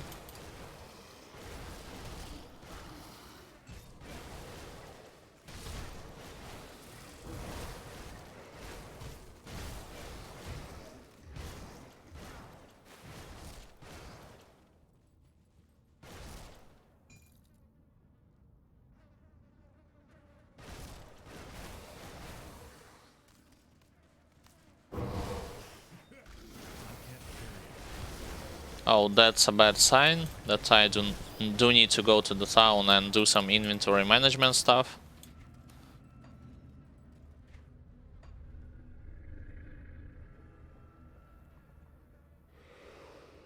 Wait, what? I forgot to restore the shrine here? How did I miss it? Oh, never mind. I do not intend to go back there at this point. Come see what's left of my wares. So, usual stuff, selling everything except for level 94 on it. That's 84, 94. And most of the green ones as well.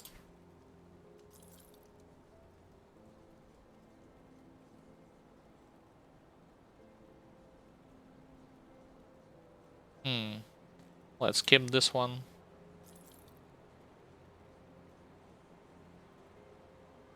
And perhaps this as well. Not this hammer.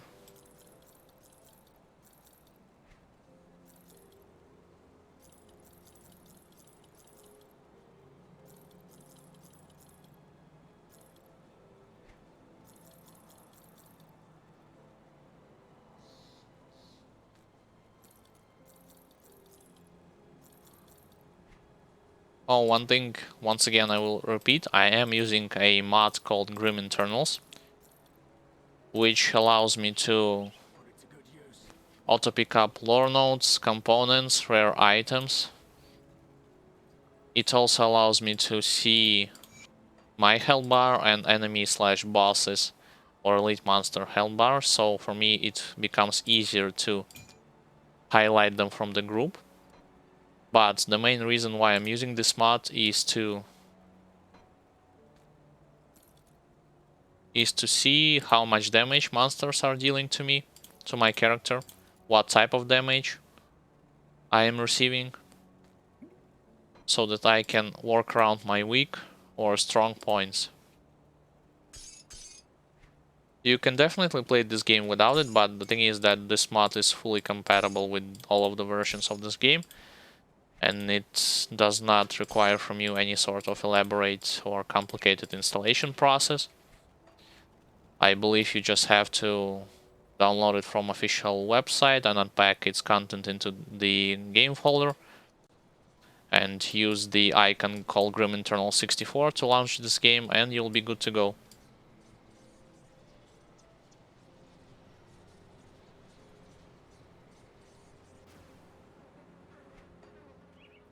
So, side area. There is an exalted stash right here, which I am aware of. Yeah, so as you just saw right there, orange number. I do need to see what this means eventually, those orange numbers.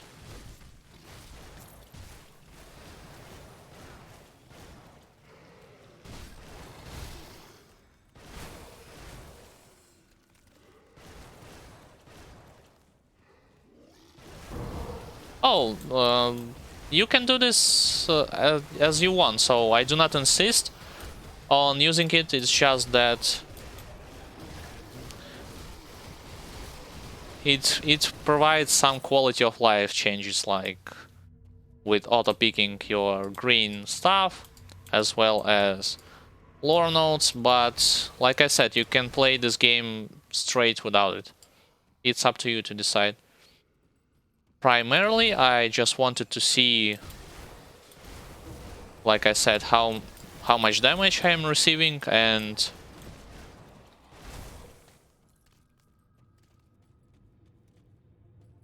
what exactly I should be on the lookout for, like what type of damage my character is vulnerable to.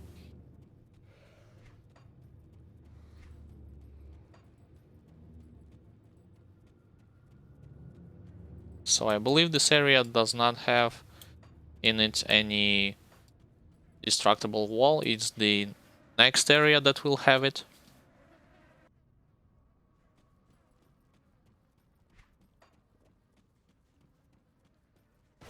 Oh, and also the thing about the hardcore is, yes, I have discussed on my video tips and tricks for beginners player who want to go into softcore and hardcore some stuff, but you should know beforehand that, yep, I do have. So, especially if you are already playing on Elite or Ultimate or plan to go there, I have a tip. Well, several tips. Let's start enumerate them. So, on hardcore, do not rely solely on your defensive ability numbers as well as on your armor rating. You should at least have some sort of mitigation damage abilities, such as in my case, this is Warcry, which reduces damage from all targets that are hit by it, as well as, let me show you, Mark of Torment, which actually gives an extra layer of defense to me, because 55 damage absorption is huge. Not the damage reflection I'm looking for mostly, but damage absorption. Also, you need to have some form of good defense for when it comes to your devotion. I mean, good defensive procs such as Ghoulish Hunger, Wayward Soul. Those are all proccing when you are getting hit, or crap, because once again they can stack up. Like, let's say you got hit by some sort of heavy or / deadly attack, and your devotions, defensive devotions, proccing at the same time. You will get a lot of HP back instantaneously, or you'll have a good shield that will absorb it. Also, that is still not enough. You need to have, for a very difficult encounters / areas, some form of ointments / oils, which will yet further boost your defensive capabilities, despite the fact that your resistances could be closer to 80%. I'll talk about resistances in a second, so you should have ointment and oils. Still, this is not the last thing. You should be working for to get some of those ether clusters. Why? Because 75% damage absorption and skill disruption protection for 8 seconds is once more a good sign that you, at least for some period of time, will be completely safe. Well, if not completely, then mostly safe, because it's still, I do not have full immunity from damage, but combine Ether Cluster with my Mark of Torment, and you'll have your numbers when it comes to damage reduction. And finally, so like I said, defensive ability, not enough. Damage absorption skill, good, but still not enough. Defensive constellation, then ointments, oils, ether cluster, and finally resistances. Reach for, well, at least most of resistances.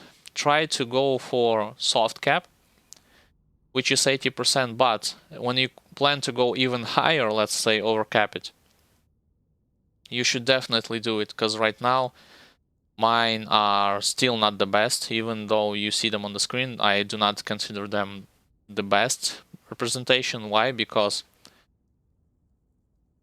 some of the bosses have a very nasty habit of reducing your resistances, and I'll give you an example. A boss in Bastion of Chaos, which is a roguelike dungeon in vanilla campaign. It's located right around the end of this campaign right here. he has one ability that reduces your resistance, all of them, by 50% if you got hit by it. That's only one of his abilities. He have like 3 or 4 more, but one of them reduces your resistances.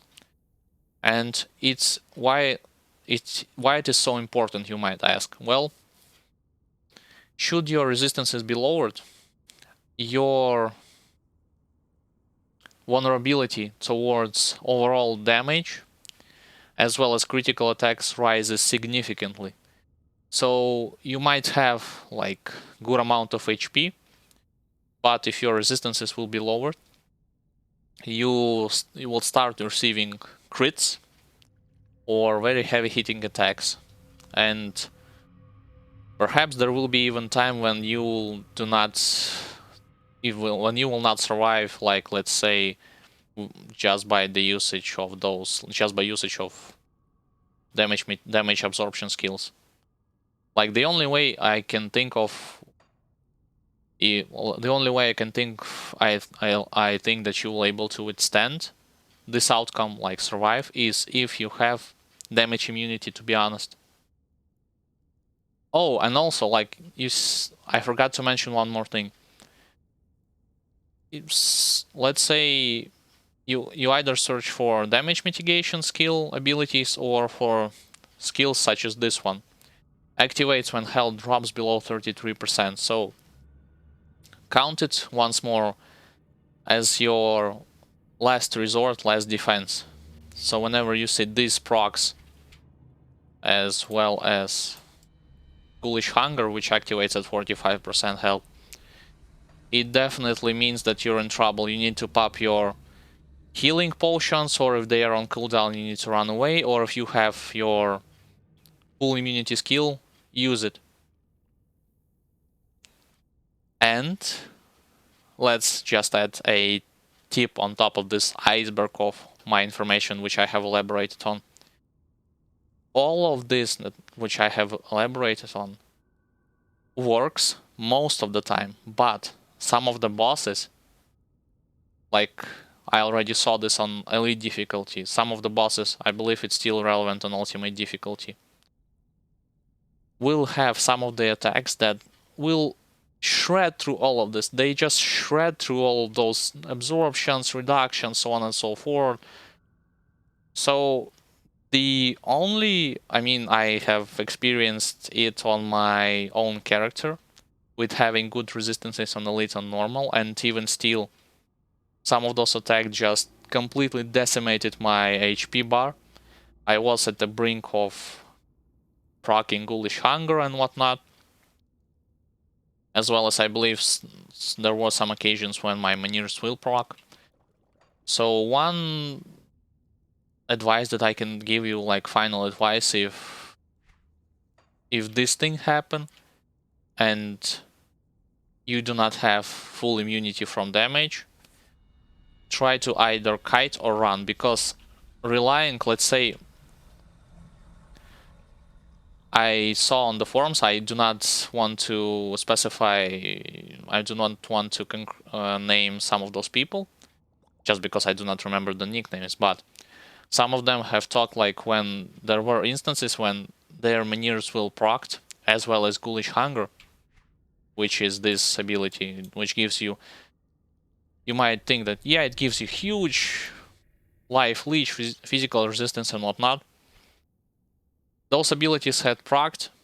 They tried to just stand on one place and rely on them by just spamming their offensive skill like Force Wave or their regular auto attacks, and they have died. Why? Because at the lowest amount of HP, at least for, let's just say at least for hardcore, it is better to turn back and run a little bit, then go back and start attacking boss once again. Like wait for your cooldowns, wait for your damage mitigation skills and whatnot. Because you do not have on hardcore your, let's just say, multiple life things. You only have one shot. So this is all what I can share when it comes to hardcore. I mean, all I can think about it's right on top of my head. From the top of my head, excuse me. So...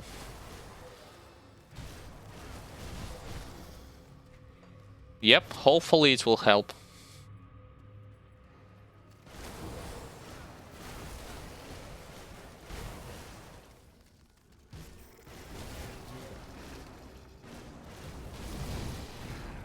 Alright, let's see. Warcry, Krieg Stomp.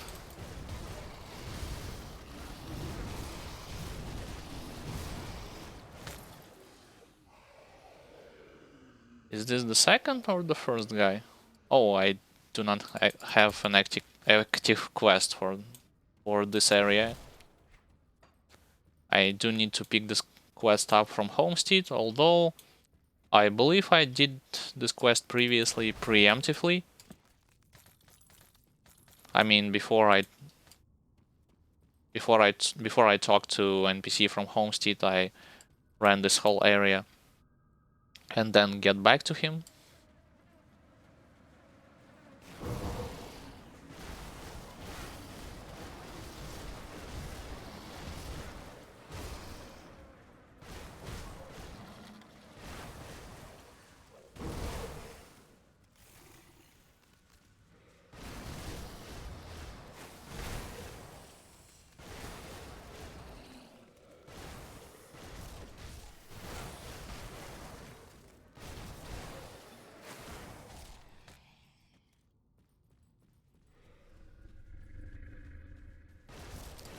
So this area actually contains a quote-unquote secret sub-area behind this destructible wall.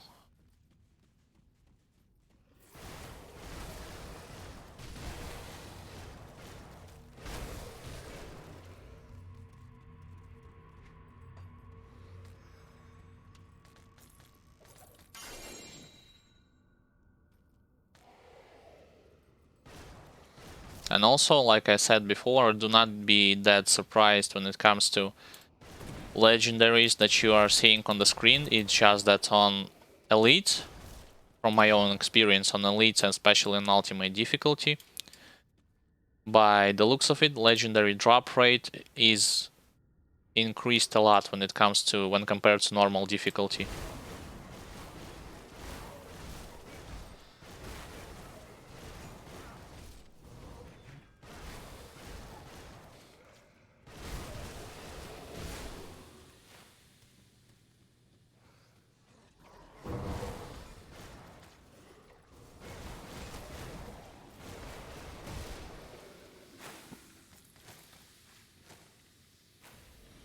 Oh, I can click on another corpse, that's good to know. So this is a boss area. Use Stomp, use Shout.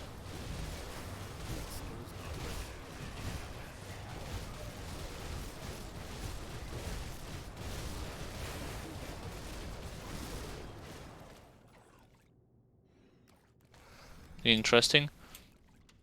I was hoping for...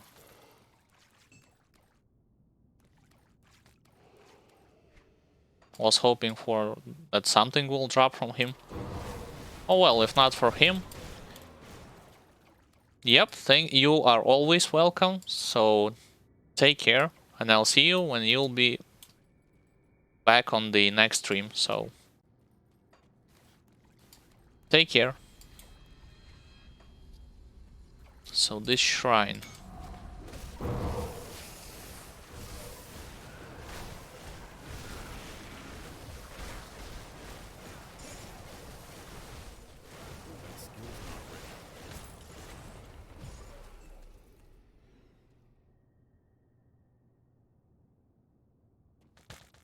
Bunch of loot, but no blueprints. I am mentioning blueprints, just like I said, I am looking for a blueprint for a better relic, which is called Oleron's Red. Same thing with either blueprint or a better ring. And The unfortunate thing is that those items, as well as blueprints, are world drop, and world drop, they can drop anywhere on the map from anything. This can be either a regular chest, regular map, elite, or a boss. It doesn't matter. You just have to keep looking. Unlike Greek set, like I said, which drops specifically at certain places from certain bosses.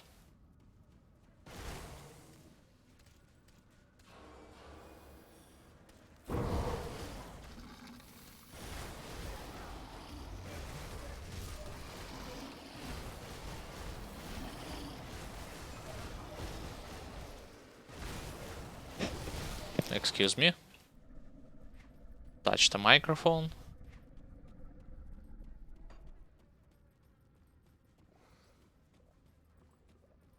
So let's... Oh, I need to go from the right.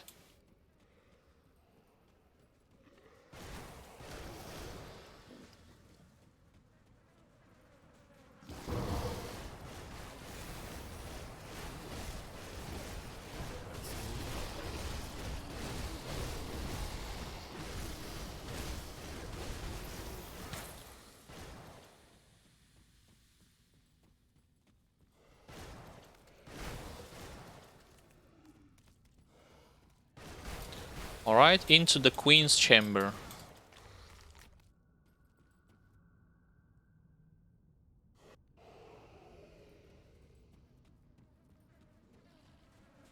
And same procedure as before, I usually try to get rid of those bugs that are present here, or those that those bugs that she has the ability to summon.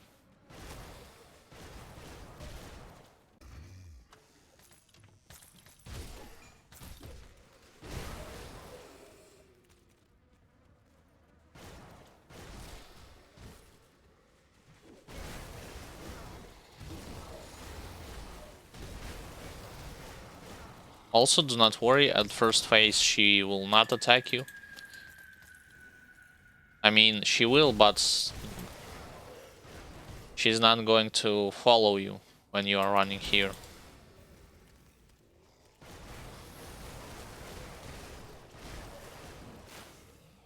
Mark, shout, and stomp.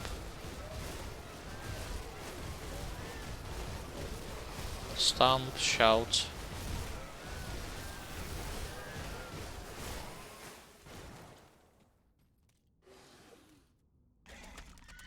That skill's not ready.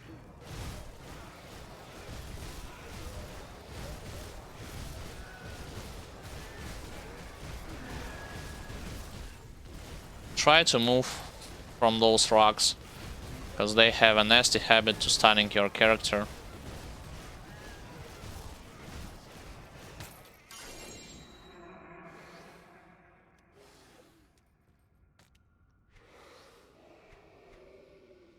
Yeah, like already said this, already sold this weapon, and mythical version has dropped. Perhaps the game memorizes those items which you just sell, just to get them back. I mean, to get to you back later on. Only this time with mythical varieties. So let's complete some quests in those homestead. This quest.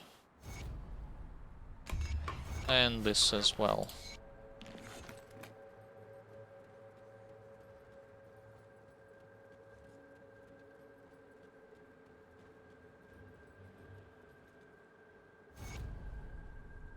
Same with you, and I need to return to Devil's Crossing to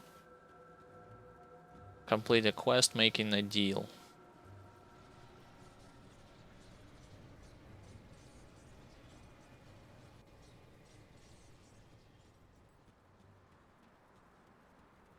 I don't know what you...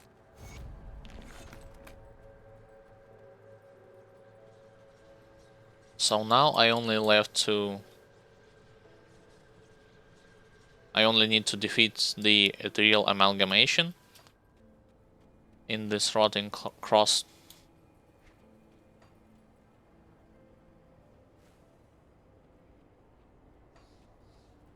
The gruesome harvest area. I mean, not the rotting crops land.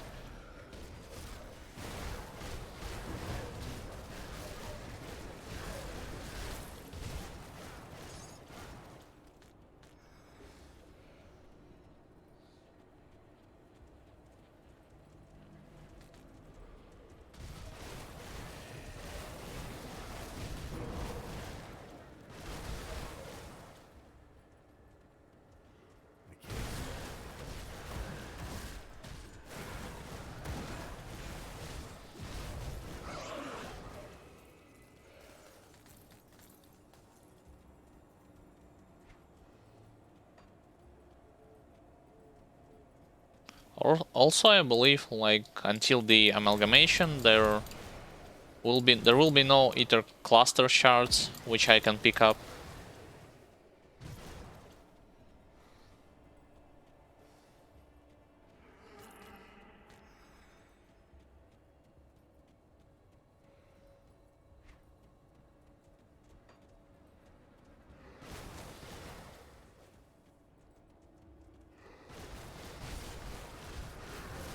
Also, I am wondering, with the teleport ability, can you actually move through those fences?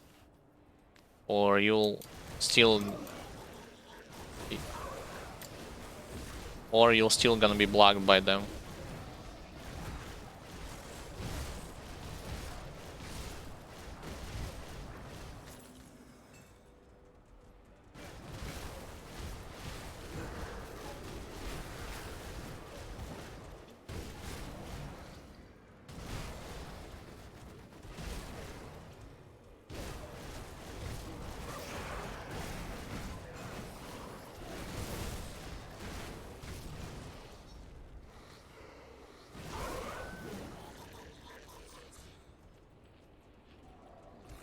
Alright, use War Cry on them.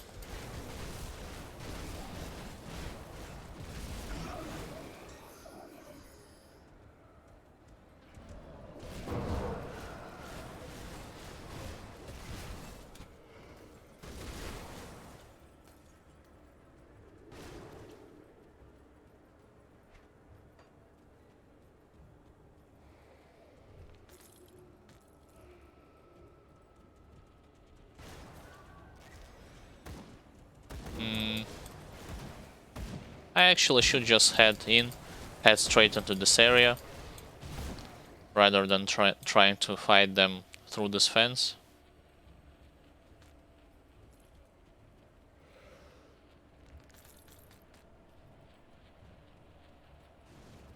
So, amalgamation, let's see.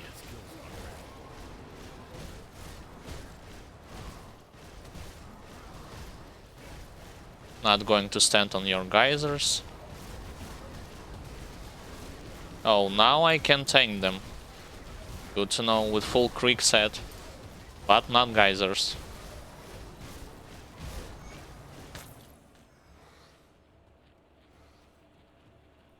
Alright, and I finally achieved Nemesis status with Ethereals. Which means that I should be on the lookout for their Nemesis.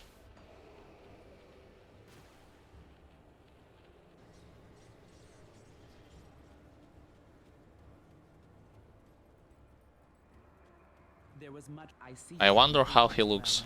My scouts have reported back.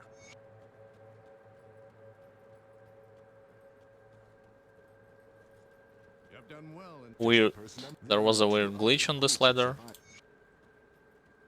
And as usual, I am picking Order of the Dead's Vigil, because I cannot pick Hyman's Chosen.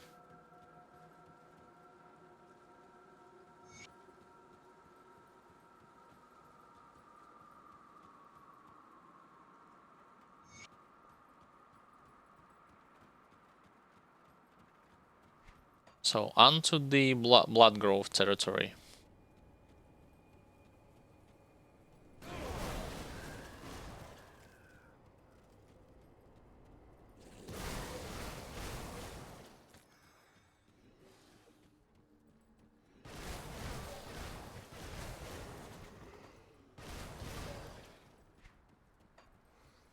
First I will visit Sorrow's Bastion, just to talk and begin quest line with Order of the Dead's Vigil.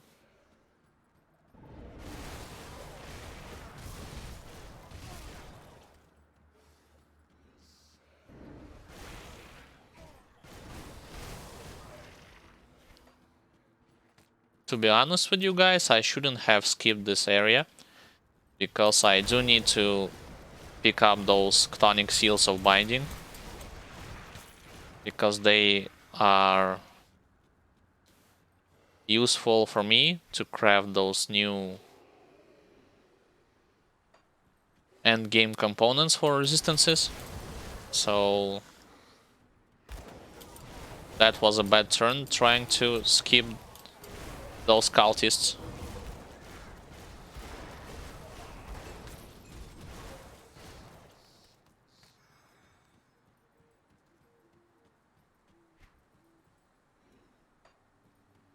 And at the same time, I will eventually, let's check, yep, I will eventually level my last friendly faction status until revered level, which is Barrowholm.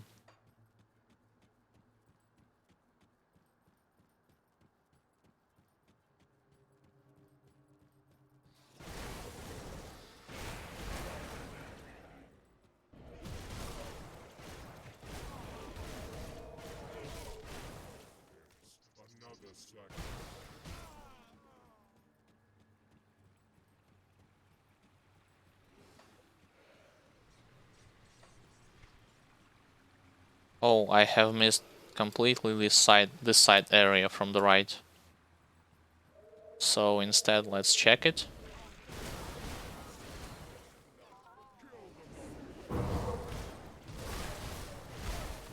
Yep, that's one.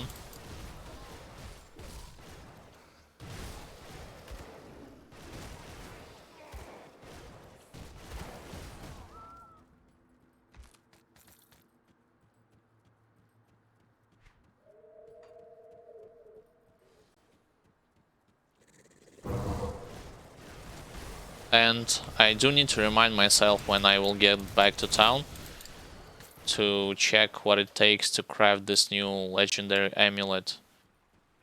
Which blueprint I have picked up earlier. Because I intend to switch it with mine.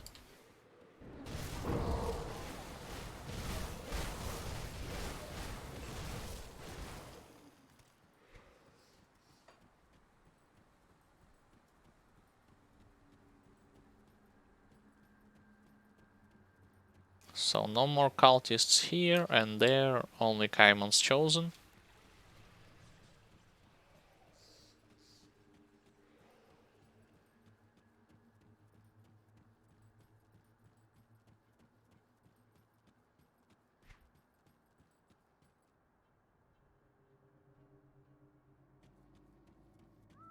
Let's start your quest line.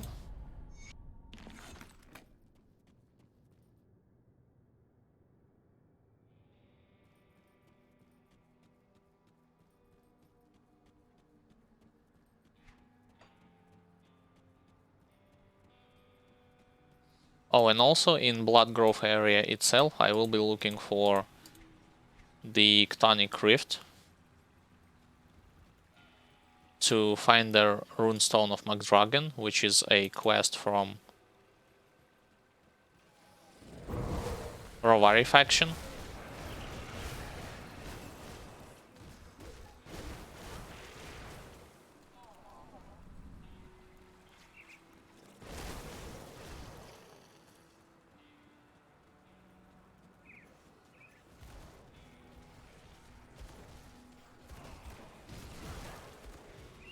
I usually check the left area, because in the left area your chances to find this Chthonic Rift increases. You might ask how exactly? Well, if you use a website called tools.com, and you see right there on the map, on the Blood Grove map, in the left areas of the map, there are more spots for this portal to spawn rather than to the right.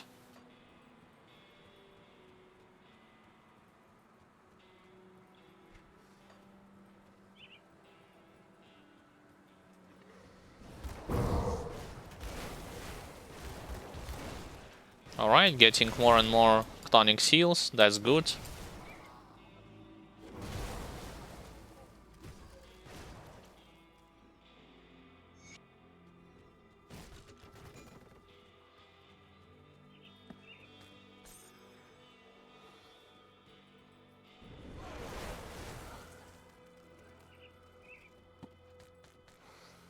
Yeah, those cultists are not doing that much when it comes to damage, but to be honest, they did the same thing when it comes to Elite as well.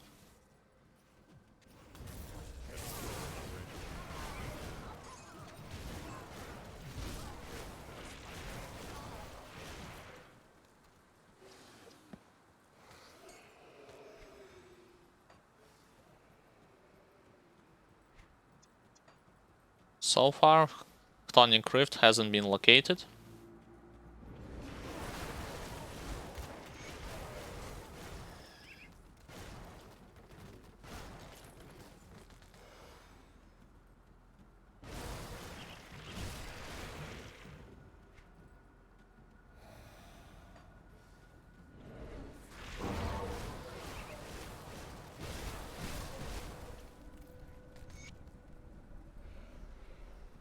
I already can complete couple of quests.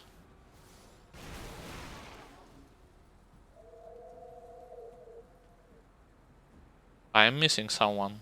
Yeah, this rotting corpse.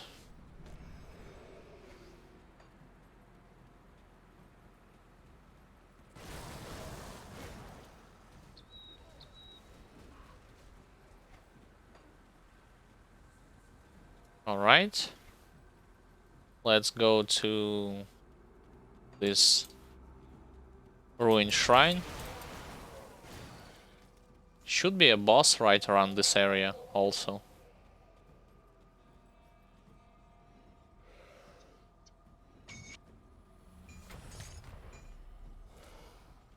A blueprint, good. Mythical Mage Lord's Greaves. Also good, I have located this portal.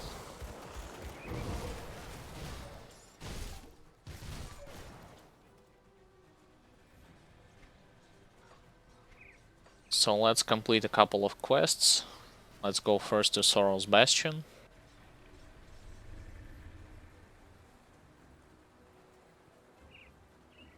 And then I'll head straight to Homestead.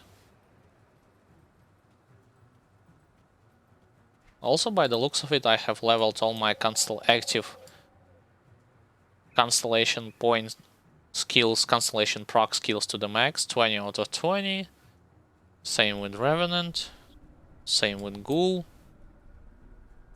Giant's Blood. Not the Arcane Barrier, though. This still needs some levels until it will reach its cap.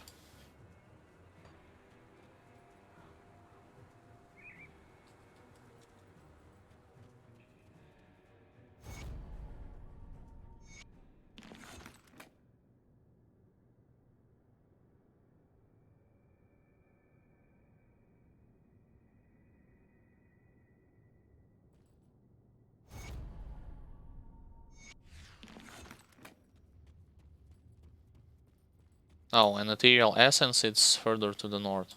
Fine.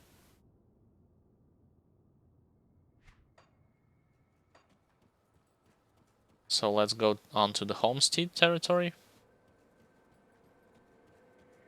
And then get back to Blood Grove.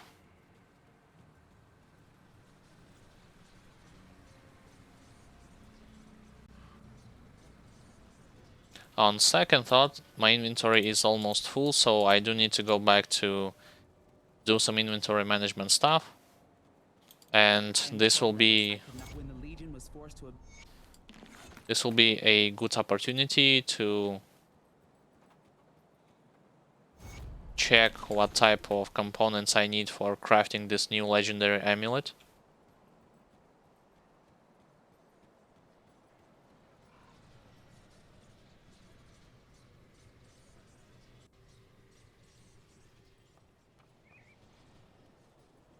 See anything you like? So, usual stuff, sell most of it.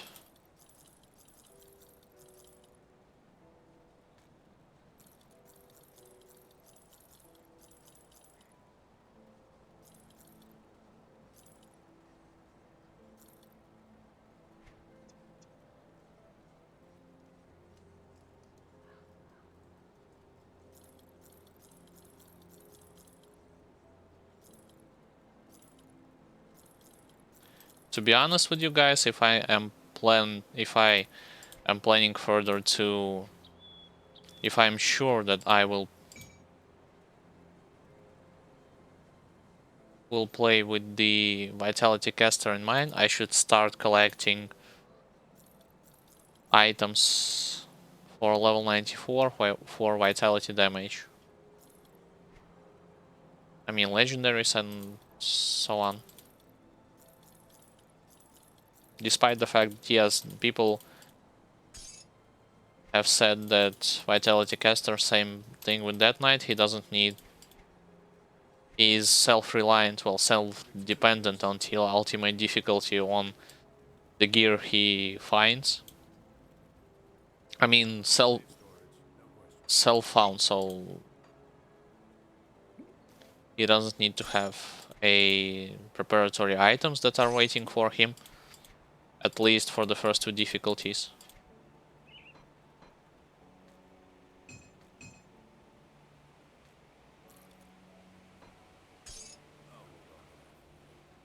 So, this amulet, let's check.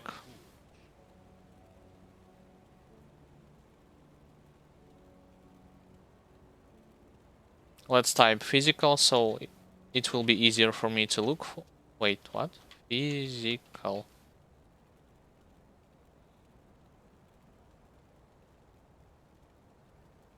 Yep, this one. Mythical Mark of Calastor. So I do need Mark of McDragon, Font, and Runestone.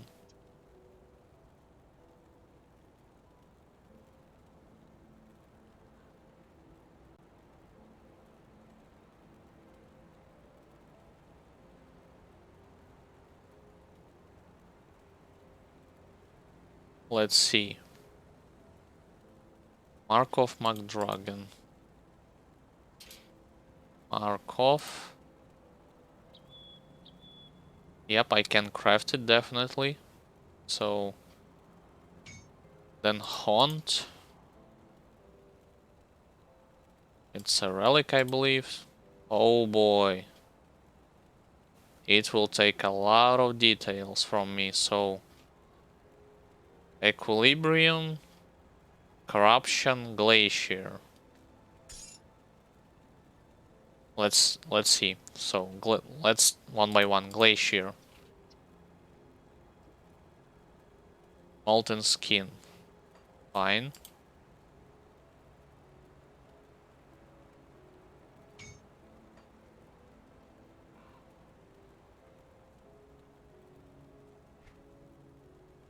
Right, Glacier. That's one. Equilibrium next.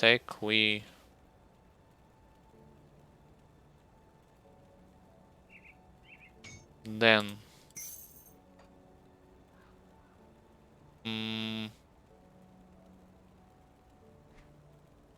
Let's type Haunt once more. Haunt. Corruption.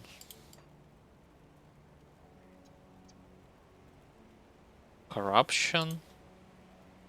Once more I need Molten Skin for Corruption.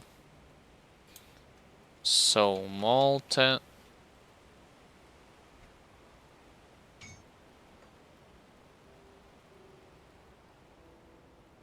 corruption. Yep. Let me type once again haunt. Haunted steel and either steel bolts, so haunted steel, oh boy. Well, I can forget about them for now.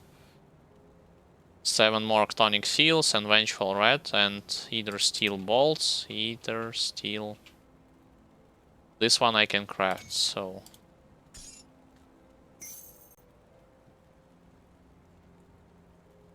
And I believe I was needing some sort of a sword, spectral long sword, so let's type spectral.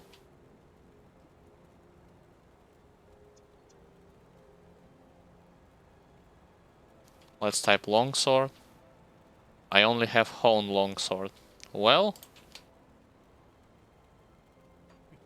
let's just say it was a preparatory stuff. It still actually is a preparatory stuff, it's just that for now I cannot craft this relic. I'm lacking Tonic Seals of Binding, Spectral Longsword. I'll keep an eye out. But nonetheless, I want to craft this relic. I mean, not the relic, the new amulet eventually. Well, let's go back to Blood Grove and go into the Tonic Rift.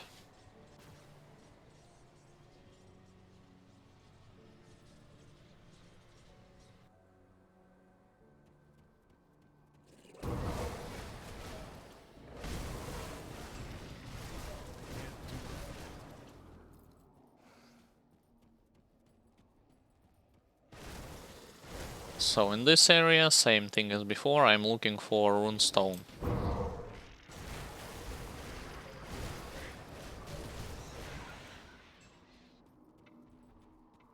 And perhaps a treasure trove here or there.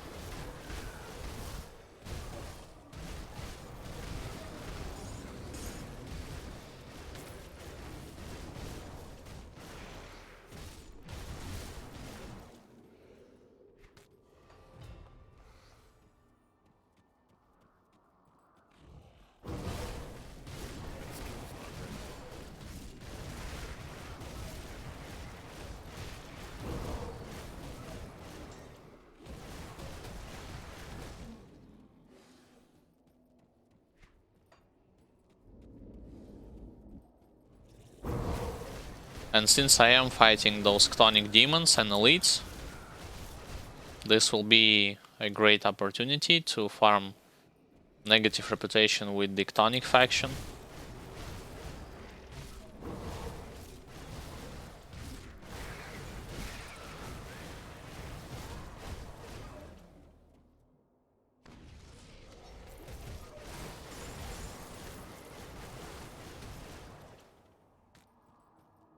Got another blueprint for a shotgun. Mythical Helmo shotgun.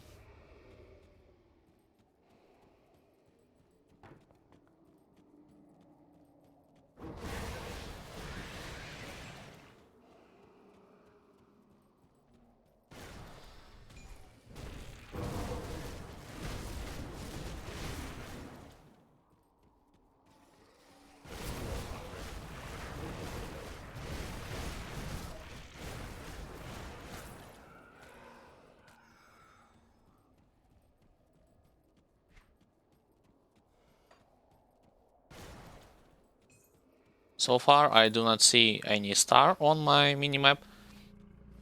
In case you are wondering, yes, if you are getting close to some sort of a quest item slash quest NPC, you will eventually see a star on your minimap.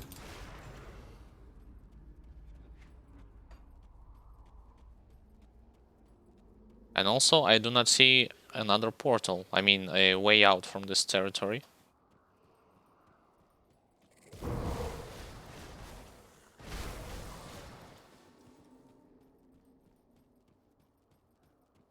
This is a boss of this area.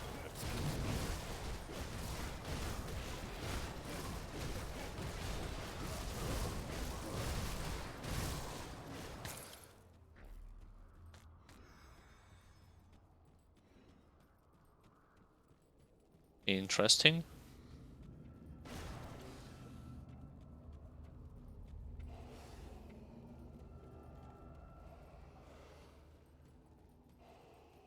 So far, suspiciously quiet around here.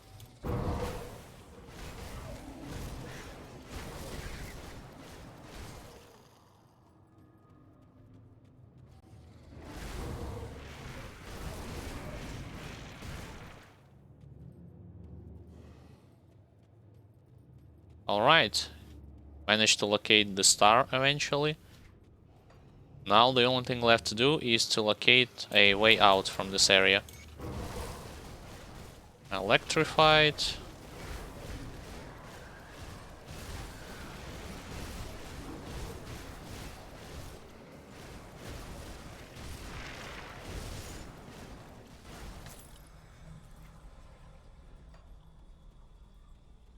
Hopefully I will find this way out.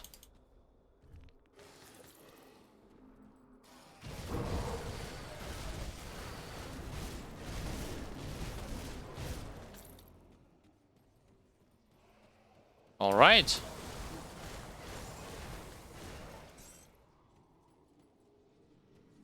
How do I fare with reputation? Chtonians. Not quite there. Perhaps there are an elite. There is an elite here.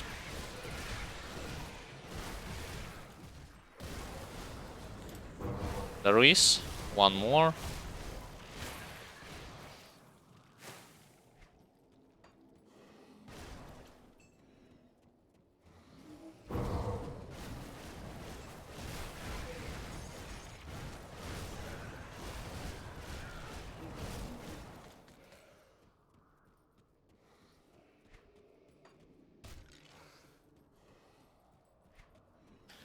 And yep, this area has been fully explored.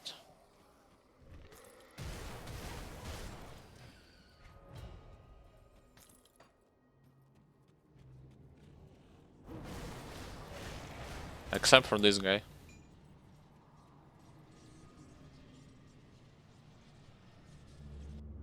So first part of the Stone of McDragon has been found. Now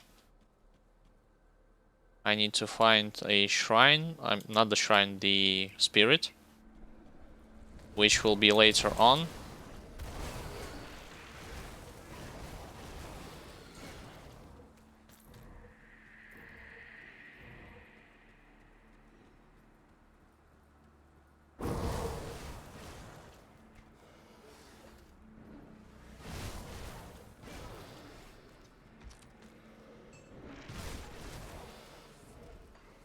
Mostly done with this blood growth area. I am searching for cultists just for the opportunity to gather some of those tonic seals.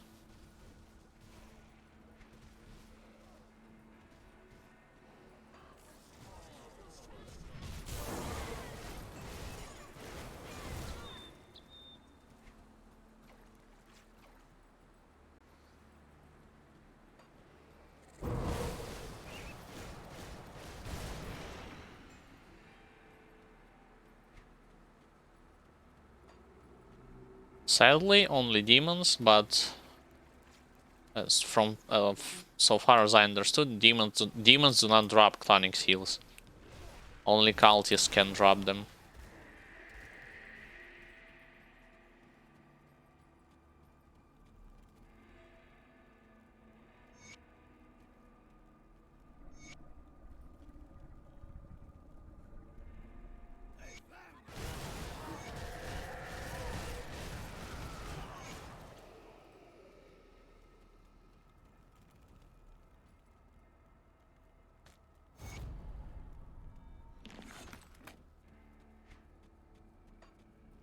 I'll visit also this right cave area where the ghost boss is.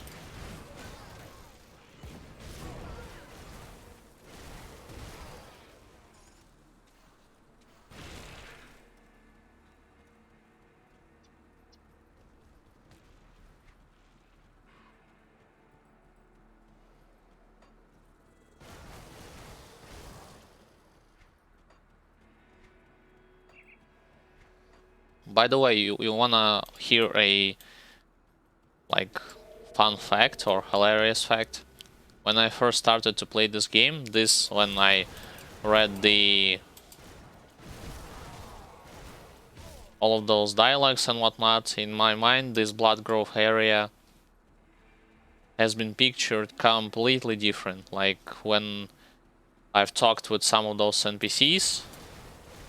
Oh, I almost forgot there's a boss right here, so... Oops.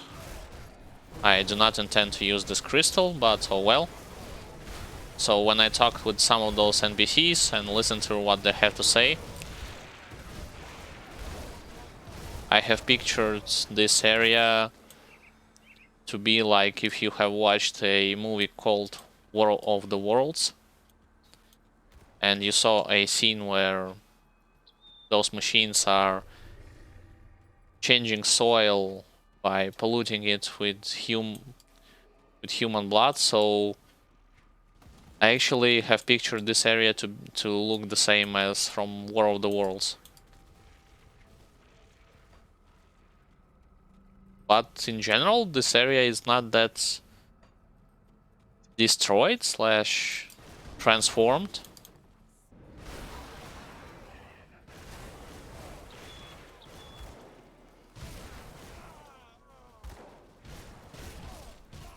I mean, compared to some of those ethereal territories, this is definitely not the worst looking area, if you ask me.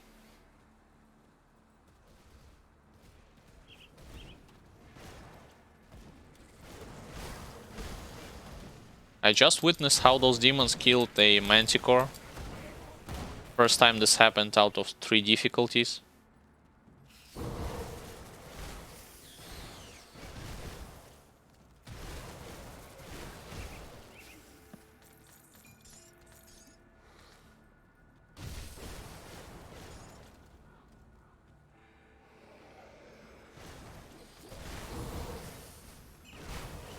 Alright, I'll go straight there and use dynamite.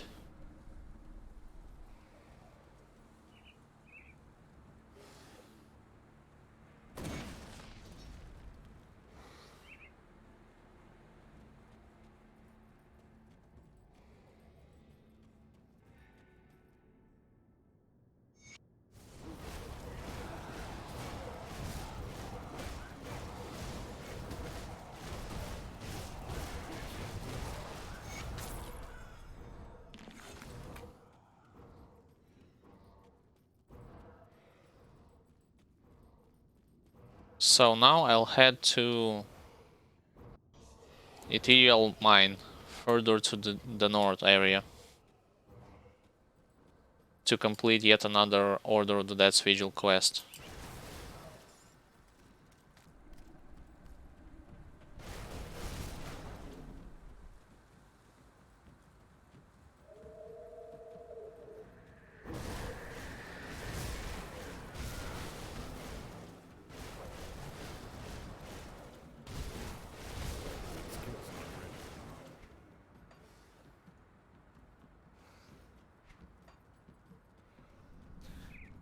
By the way, I have asked with some people that have more experience in this game, like, what are the difference, I mean, in terms of tankiness as well as damage output when it comes to Death Knight versus Tactician and Warlord? Should they pick same constellation and have same damage output? I mean, physical slash another damage output, same damage type, physical slash internal trauma. Who would win in this competition? And it turns out that majority of the folks says that Warlord will best them all when it comes to overall damage and tankiness. That's not my opinion, that's just, like I said, folks who have way more experience than me.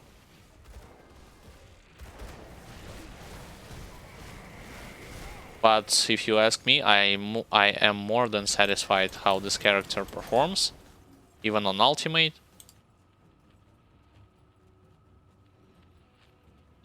I should go straight. Well, I am getting damaged by either ground, so let me wait a couple of seconds for my HP to regen. I mean HP potion.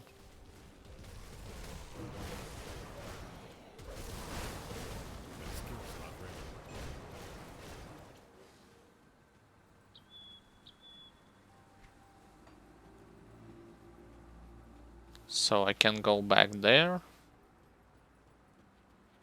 Let's run straight to this area and then to the right in this house.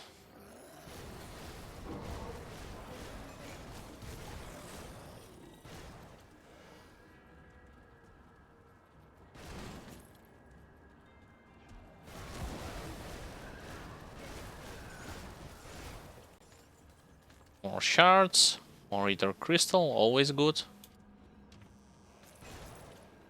Always good to have.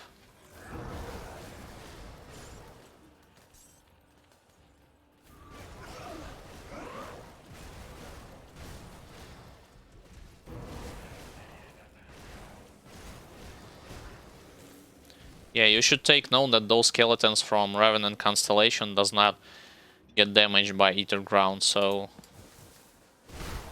whenever you are seeing them running towards an enemy, do not worry, they will not disappear even if they are standing on Ether Ground.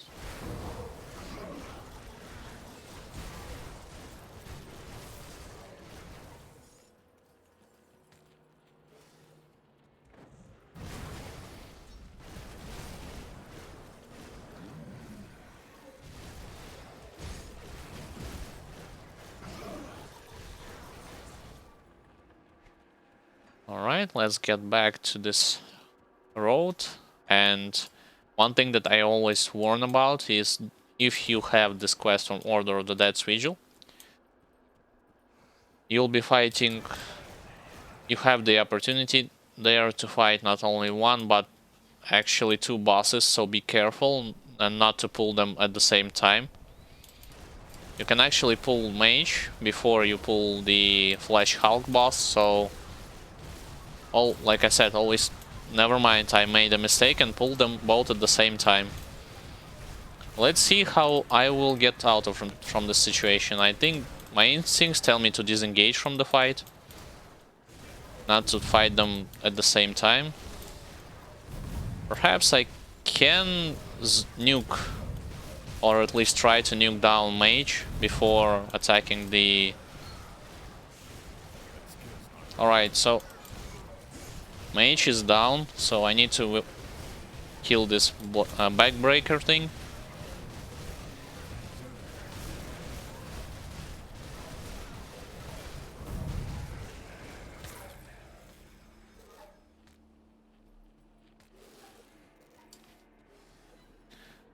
So I believe the second boss has aggroed because of my spectral red aura. I have attacked monsters that were standing right next to him.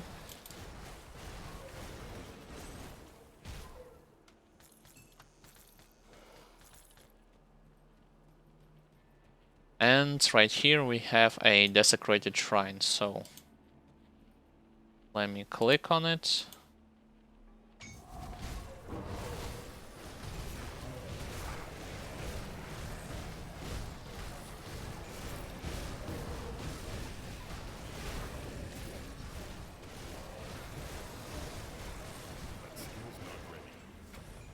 Well, that was actually good.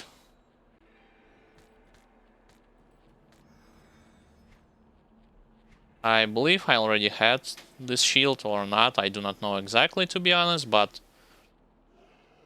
nonetheless. So, sadly I had not opened a waypoint there. Would just run and do it, rather than me moving back and forth from the personal rift gate and waypoint in Sorrow's Bastion. It's better to just run there and activate a waypoint.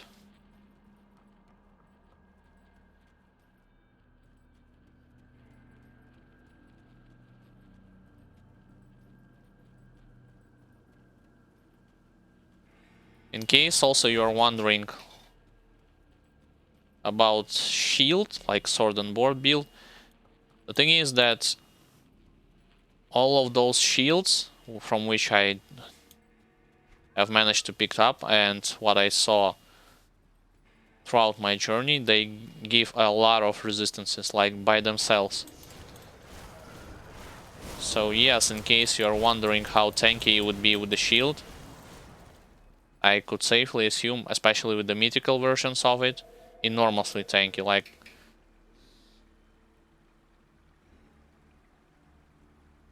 this, well, to be honest, this actually not a good example because it's retaliation damage, but I can show it to you. I believe I had one of those shields who had on its own close to 50% chaos resistance, as well as 45% chaos elemental resistance without any augments.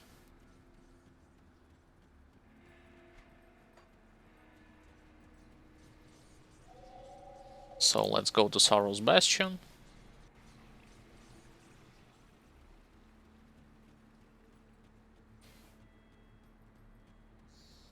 And while I'm going back and forward completing the quest and accepting new one, I'll use this opportunity for all of those who has just tuned in, watched my previous streams, or this stream from the beginning, or my YouTube videos.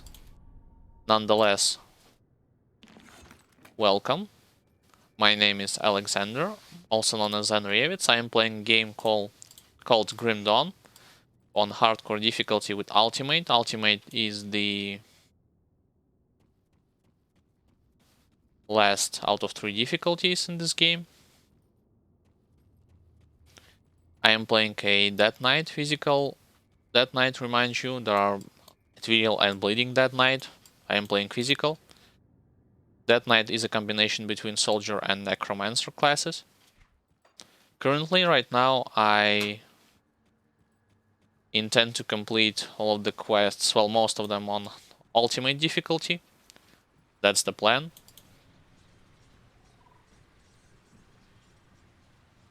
And also, if you want to check out my edited video when I have discussed, showed, and elaborated on some of the aspects that even seasoned veterans of this game are not mentioning, you can do it by clicking my YouTube channel and by clicking on the video called Grim Dawn Tips and Tricks for beginner players for hardcore or softcore. You can do it later at your own leisure. If you like to check out other parts of my playthrough, you can do the same either via my Twitch video on demand, or my Twitch channel, or my YouTube channel. All the links are in the description.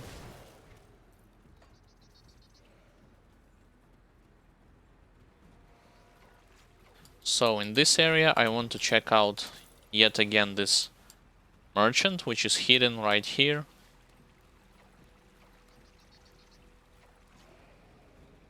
If you have any question concerning this game or my class, feel free to ask them in the chat. I will try to do my best to answer them. Come see what's left of my wares. Nope, nothing new from you.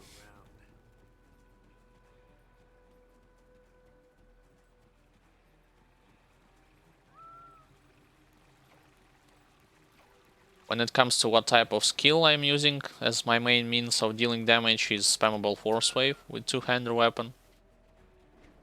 And when it comes to armor, I am wearing full Creek set, as well as mythical chausses of Barbaros.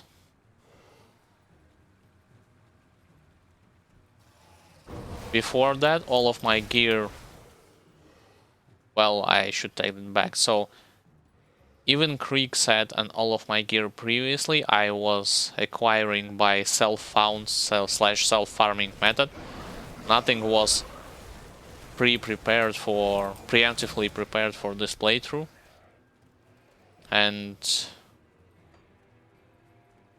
I am still consider myself to be a beginner, despite the fact that I am playing on 3rd difficulty already.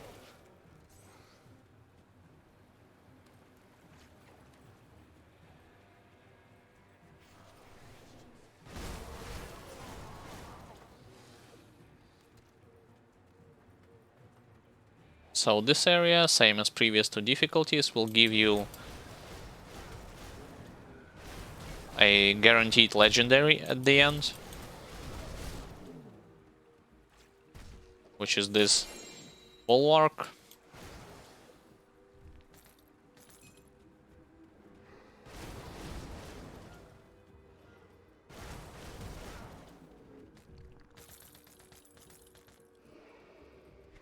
So now I'll go to the Dark Whale village and then onto the Dark Whale gate.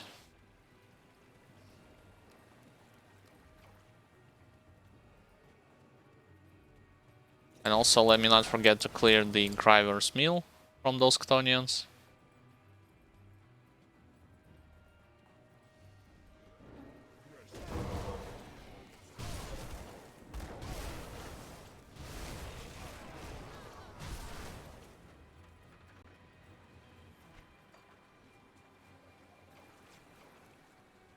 So usually they spawn, well, they have the capability to spawn to the left, but most of the time they will spawn to the right.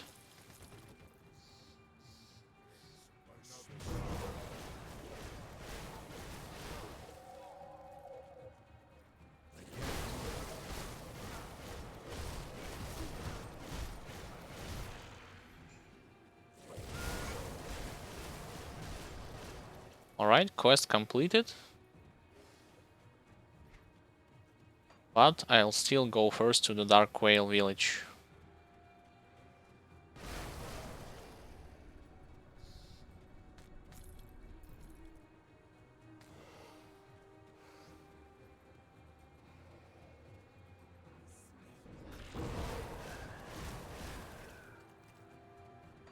And also remind you that this area includes breakable wall. And behind it you can find a hidden stash.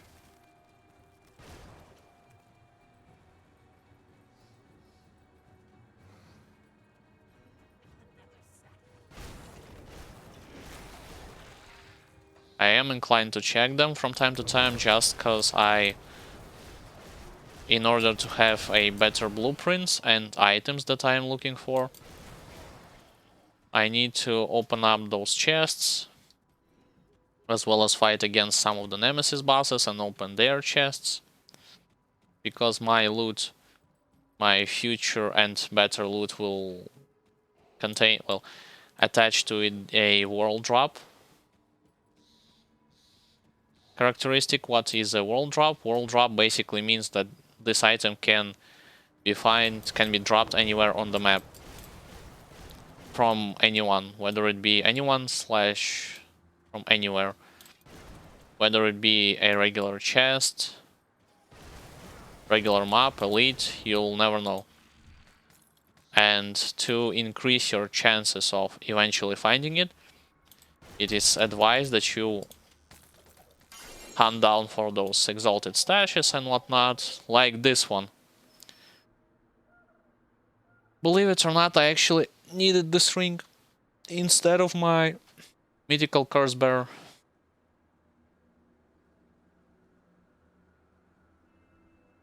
You might ask why. Yes, some of it gives poison resistance, but mostly I'm interested in the fact that it gives me the physical resistance reduction, as well as internal trauma, physical damage, and whatnot.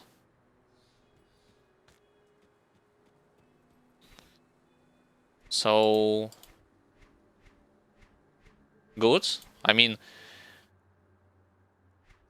experienced people consider that on physical builds you actually need Coven Storm of Seal and Mythical Ring of Black Matriarch.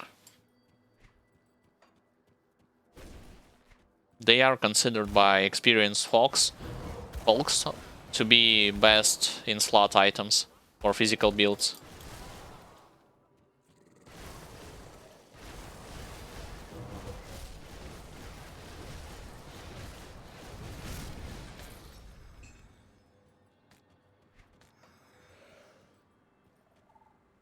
How do I fare when it comes to Barrowholm? Not quite there. When it comes to Ctonians, not Nemesis yet.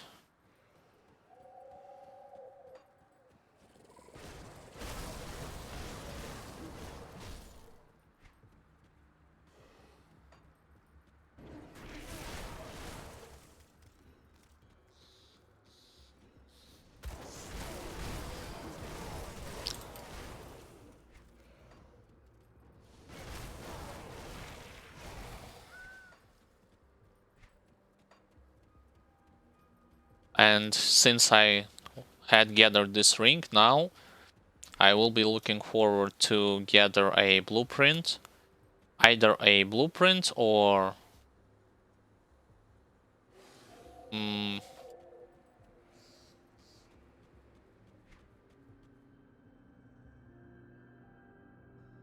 Alright, so I need to gather a blueprint for a relic called Alaron's Red. This is the straight improvement from my current relic, which is named Juggernaut.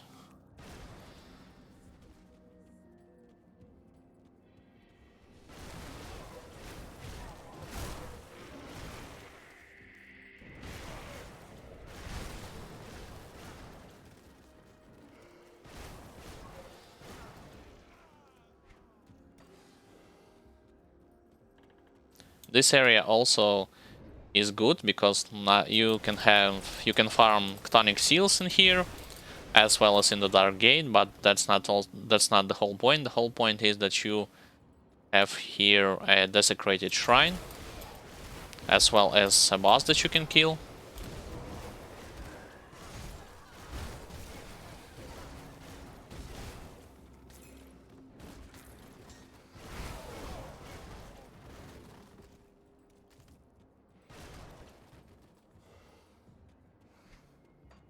So once again, if you have watched this on stream, this ring dropped not because I opened Exalted Stash at a specific area. Nope.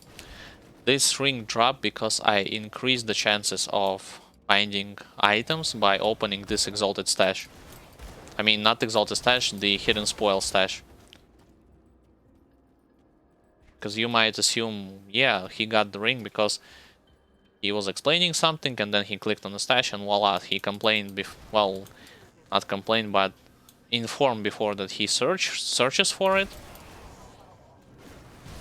And then he already finds it. No, the same thing happened with my Mythical Stone Fist Rebuke weapon. I wasn't expected to drop from a regular chest.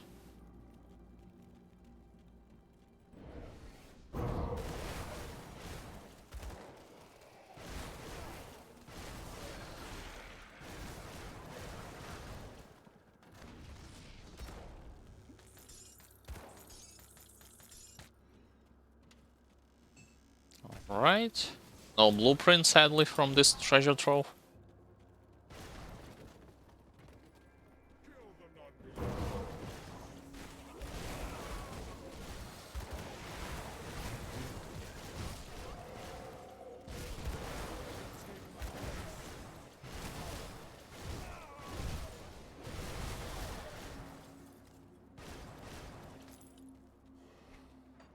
How much?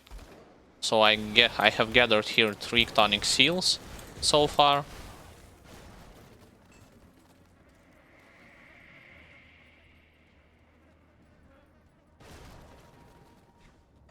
Need many more.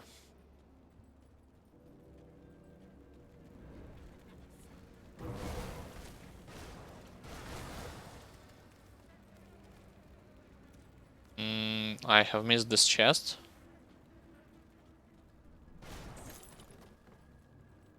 Yep, this one.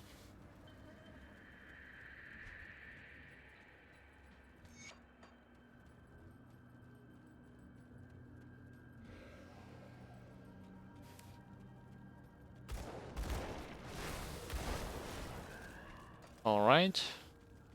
So let's go straight. I'll deal first with the boss and then I will activate this desecrated shrine. Because otherwise I would... And once again, I did not mean to use this crystal.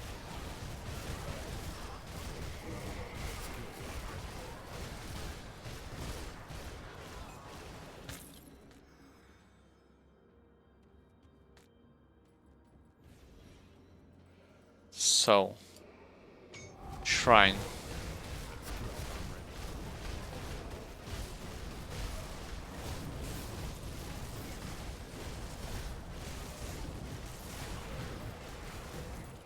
He has a lot of HP.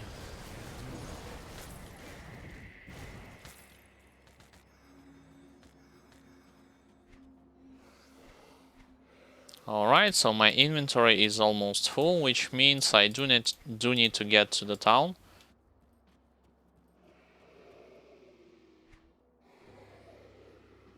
And sell those items.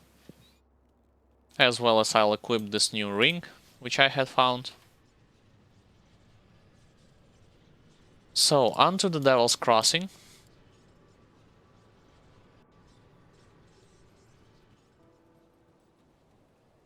Let's see.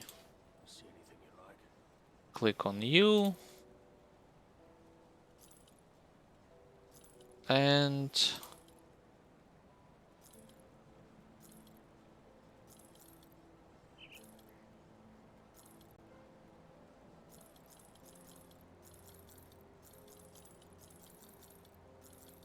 just sell the stuff.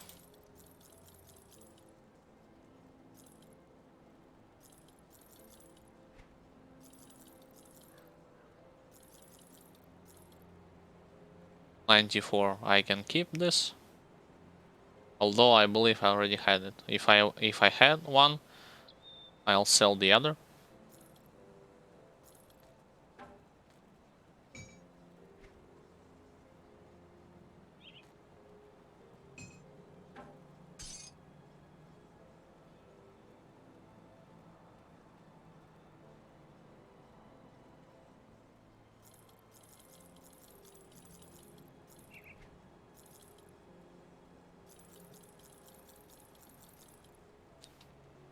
So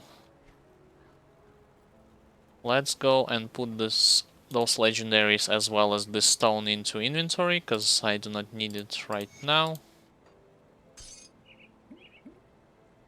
Oh, I forgot to sell this one. So this is actually a weapon, which will go here. Although it's one-handed mace, so never mind. Then sword. This shield goes here. They look suspiciously the same, although the picture at the center is different. I mean, the overall shield design. Yep, I already had it. So this one I'll sell.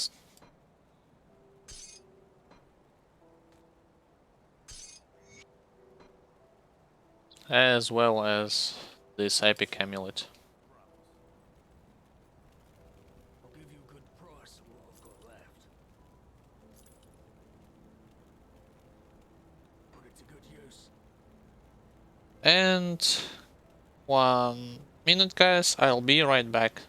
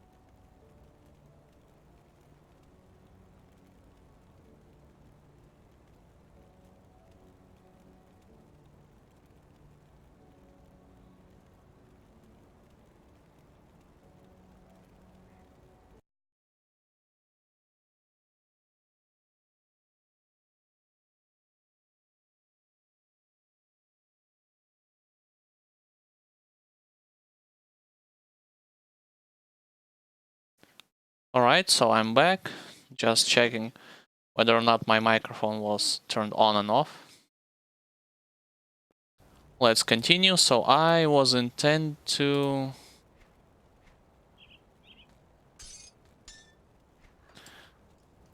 equip this new ring that I have found. Got something you need stashed.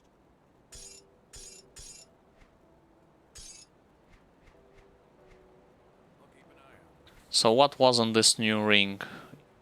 Hammerfall powder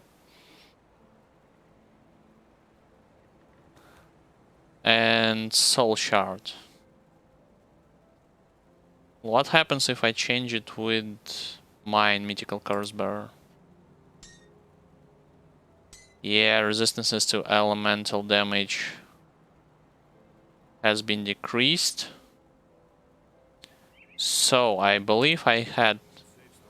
No question. something that will help me. Let's type, not in this one, elemental resistance.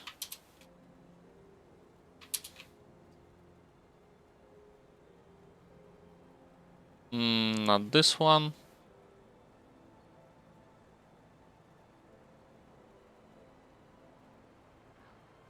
%12 elemental resistance.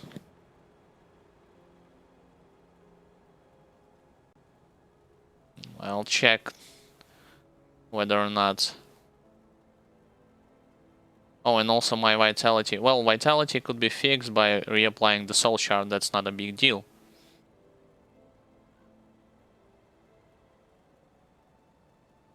Chaos and elemental resistance. Let's check the other ones. Two-handed weapons. I'm searching for mostly rings.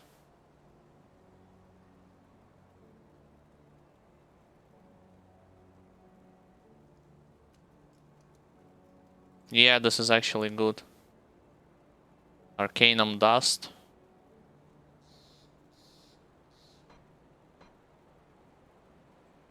It gives 10, but still. And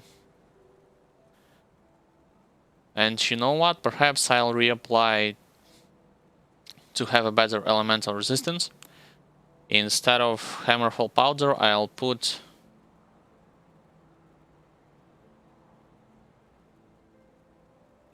on amulet. I'll put this thing also.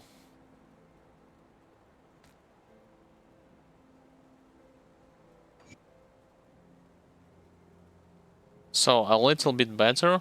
Still not great, but like I said, I will be crafting later on those spell scorch platings and whatnot. And this way I will have more overcapped elemental resistance.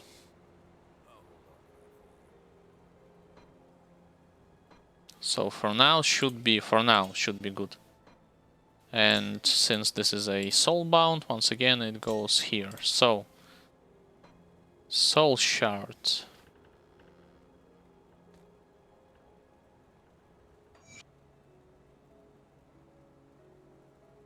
Yep, not great because I am fighting tonic guys, but for now should be more than enough. I'll keep an eye out.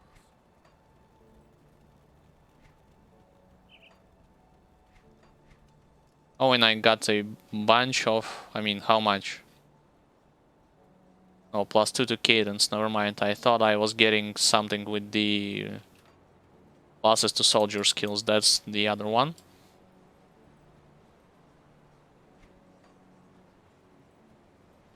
Fine, let's continue with campaign by teleporting into the Dark Whale Gate.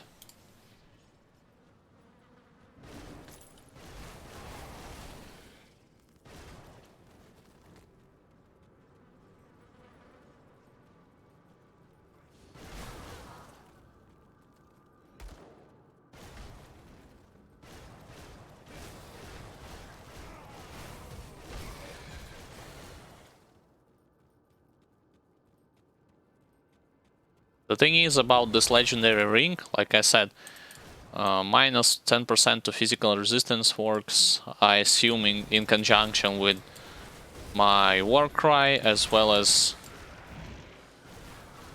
my Force Wave and whatnot, so all in all should be... I should have a better damage output.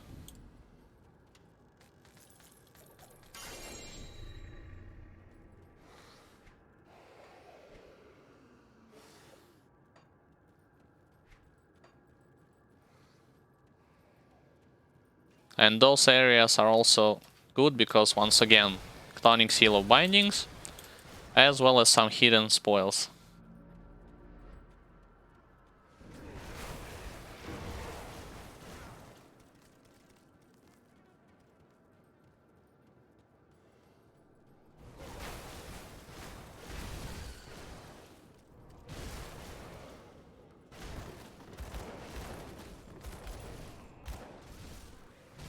Wait, have I got... Oh, I thought I have got the high-end component. Or the end-game component, however you wanna put it.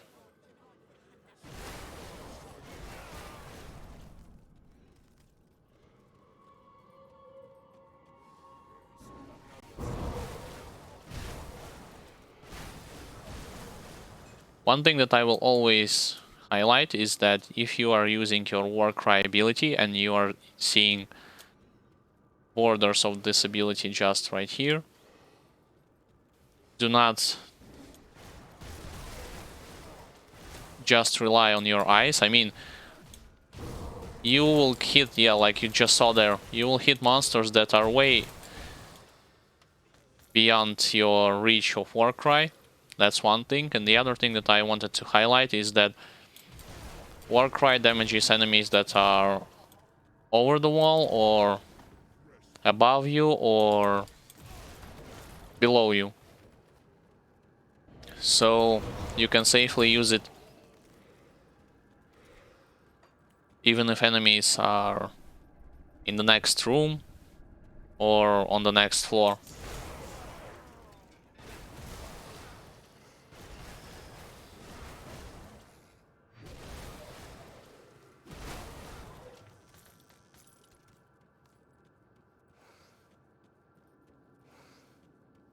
So this area sometime will spawn against you, will create against you an elite. Not right now, it seems.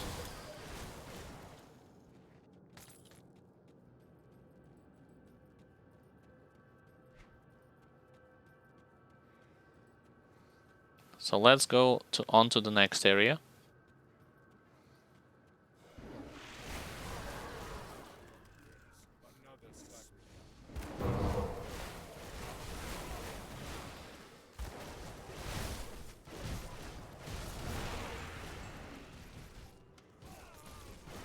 Also, I'm still wondering what are those orange numbers which appear from time to time on my screen whenever I use Force Wave.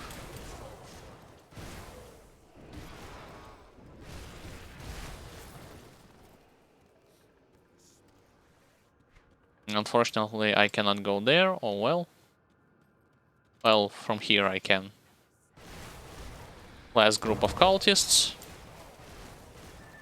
No Chthonic Seals. Fine.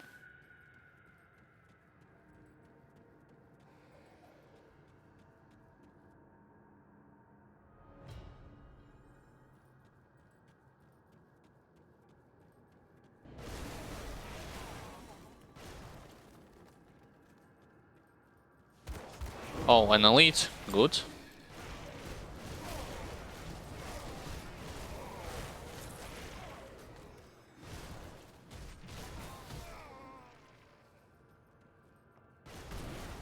And destructible wall.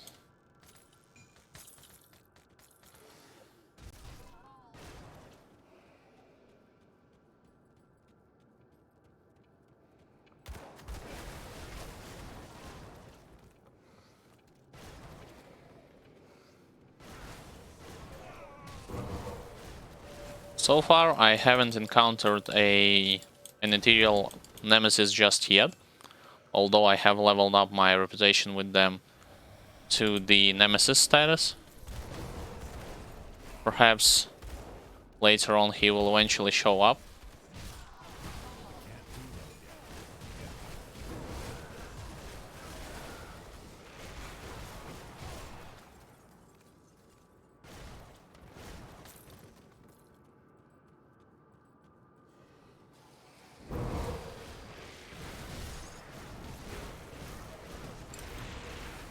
Also, in case you're wondering why am I attacking even demons if I talked about that Chthonic Seals are dropping from cultists, well, I need to somehow reach reputation with Barrowholm to revere status, to up it.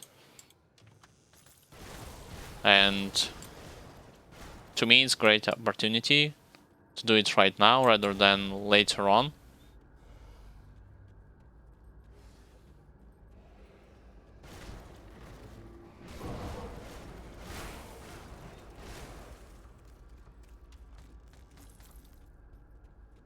Yet another wall.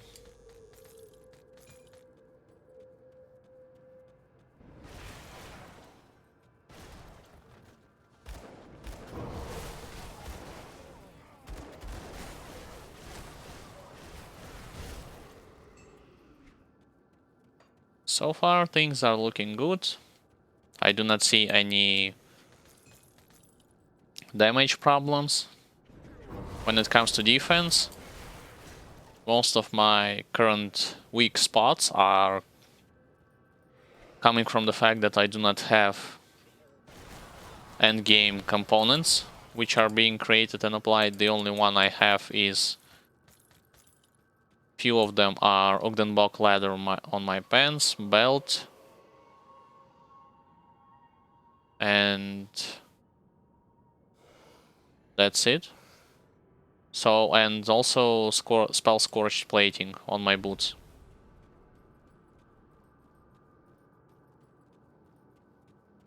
It's just the fact that I do need, first of all, more Chthonic Seals. And then I need more Ether Crystal Shards to craft Tainted Hearts, those spell scorched platings.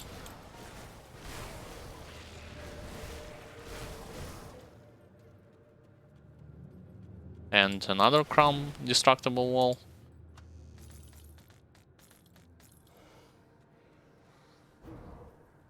I will start utilize those shouts even though they are behind the wall to reduce their HP.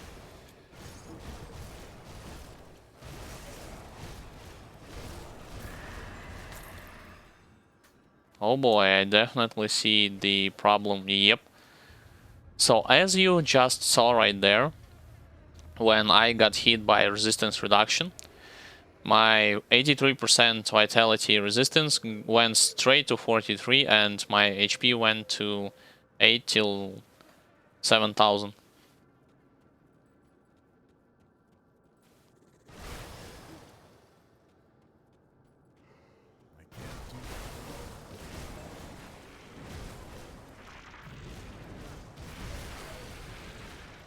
So against the boss that I will be facing off right now, these things are going to look a little bit scary. Perhaps I will remove the... Let's see. Nope, I cannot. So because my resistances towards poison are also not that great.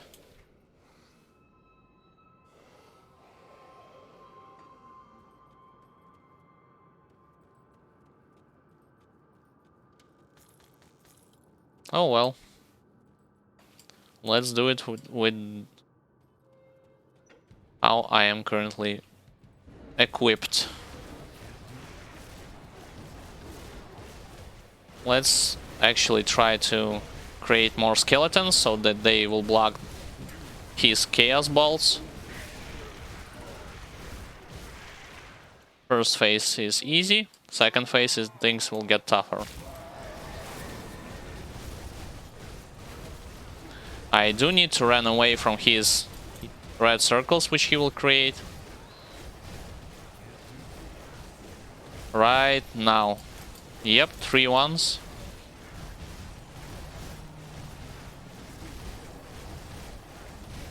When it comes to the rest, I think I can tank it up. Yep.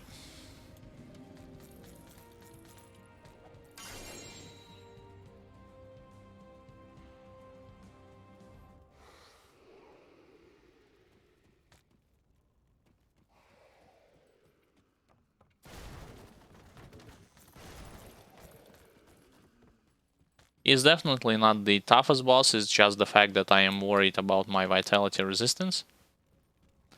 So this is why I approach this fight knowing that I'm going to have to run away from those pools and not stand on them under any circumstances.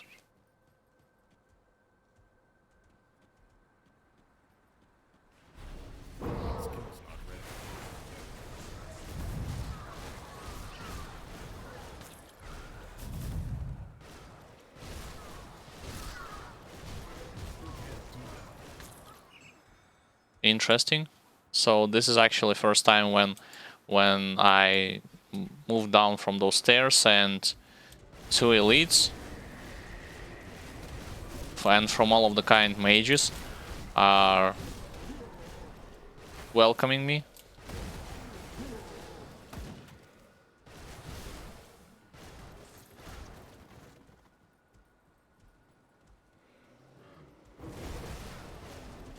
Also, I will, in this area later on, enter in the hidden path to complete it. That will be actually the third part of hidden path quest line. I already complete 2 of them.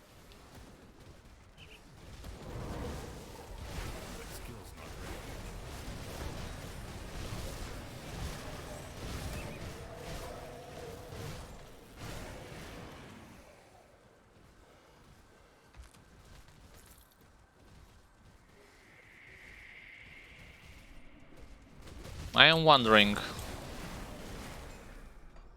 Let's try to open up my minimap more to see whether or not a skull will pop up on it, indicating that a nemesis is nearby.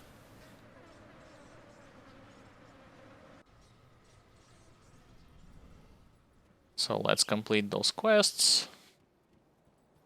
Why do you have such a This one.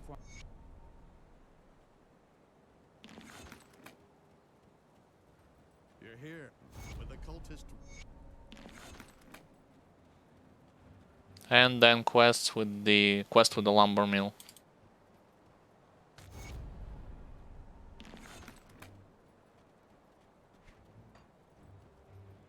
And let's get back to this winter area location.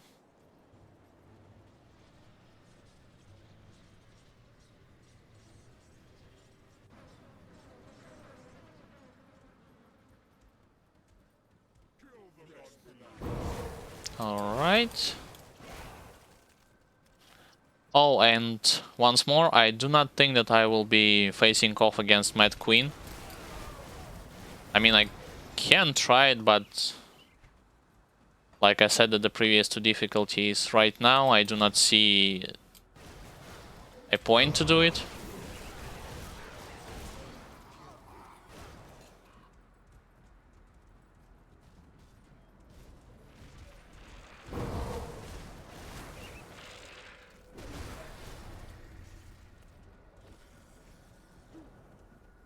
I was trying to hit them, those ones who were standing at the bottom area already.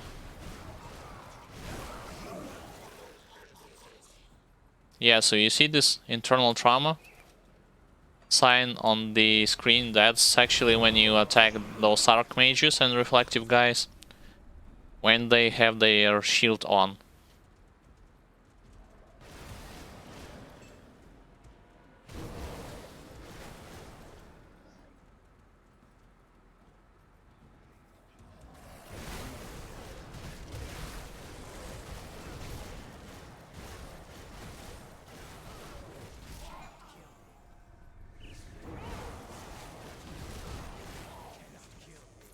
On first two difficulties it wasn't that important, But on absolute difficulty, I think it is, if not crucial, then more important than you think, because your damage output just can kill your character by its own.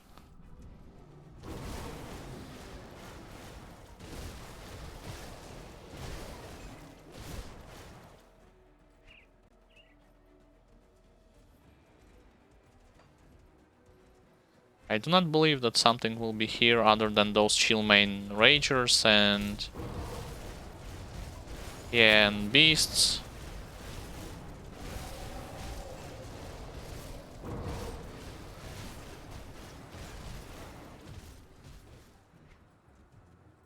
Nope, just those beasts.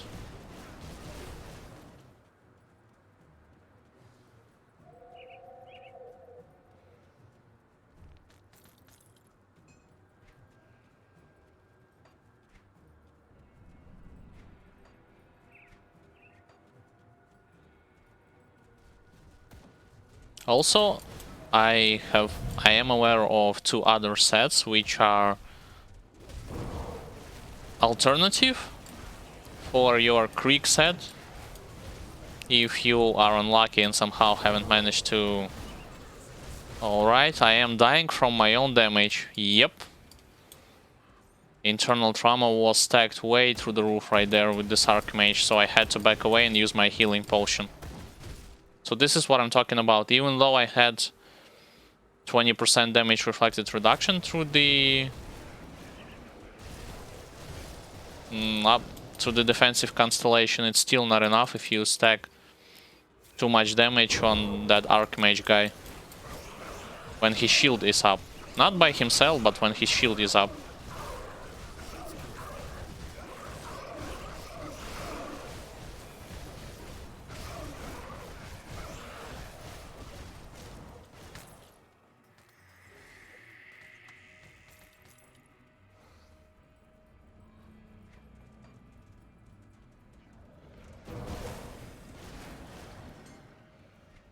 This is why visit into Port Valbury becomes even more likely for me, for my character in general, just because there are a lot of Archmages there. Flash Hulks, never mind. I mean, those spider-like robots also do not present any kind of danger, as long as I'll be able to dodge their skills. But the thing is that amidst battle, it's hard to determine whether or not, hard to see first of all, whether or not you have stacked something on Archmages, or if their aura is off.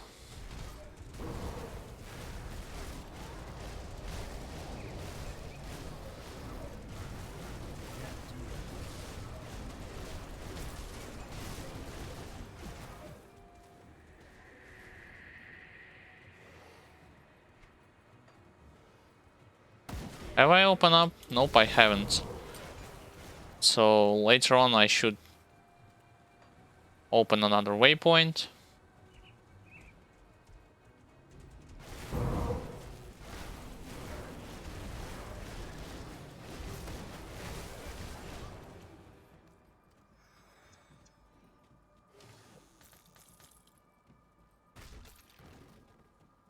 Yep, there it is.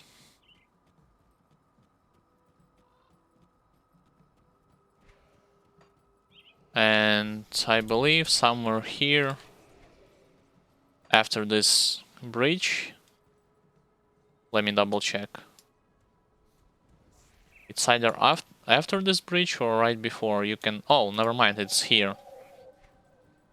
I can do the hidden path quest line.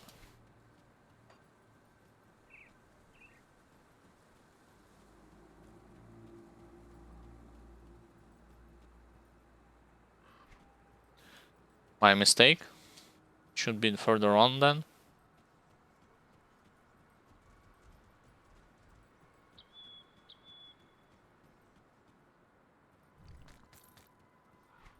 So, Let's see who is fighting on top. Archmages. Ethereals.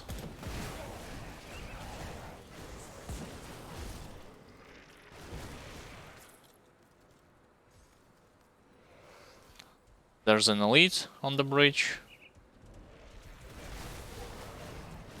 I mean, if you are using also internal trauma and you see on ultimate when those reflective or archmages are using their shield, especially amongst other mobs, look up at your debuff screen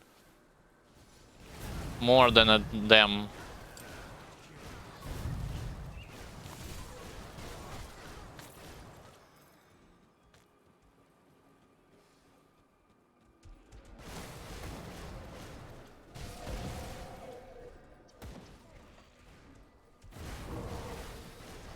Alright.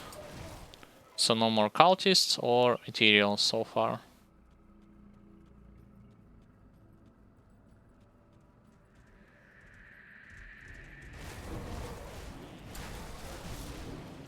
Need to go this direction, yep.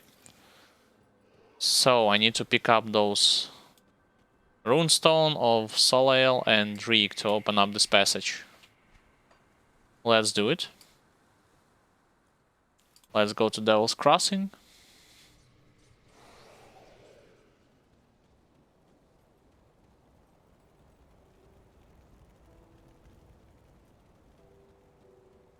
Got something you need stashed? Pick up those stone. I'll keep an eye out for this. Yeah, I'll put them here for now. So 1 and 2nd stone.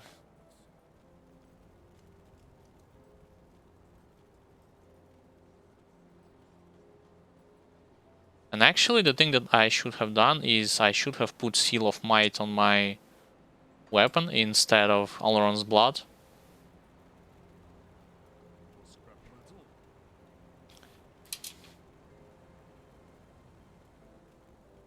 I do need 4 Molten Skin to do so.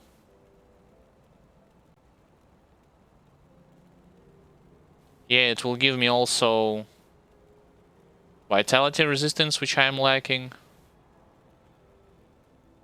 Pierce and bleeding I'm not lacking, but it's nice to have. So 4 Molten Skin. Molten Skin. Seal of Might. Yep. Let's craft it and let's apply it onto... Right, so first I need to actually remove from my weapon Alron's Blood.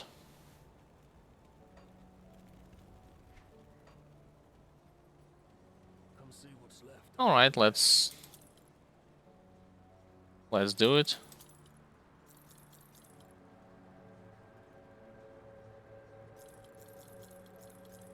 And while I'm here, I'll sell all of this junk.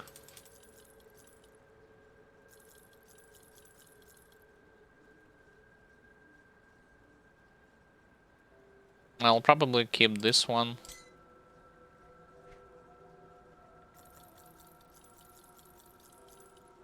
As well as those boots.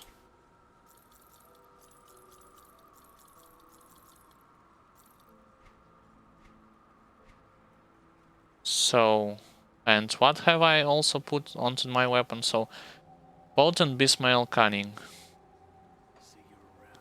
Let's grab it from the common stash. I'll keep you stashed. Put this here, same with this one.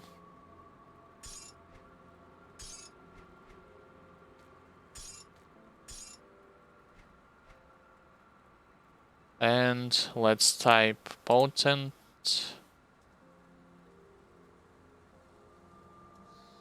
Where did my Seal of Might went? Have I sold it? Accidentally. No, I didn't. Phew.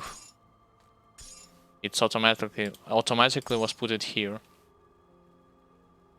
So potent Bismail cunning.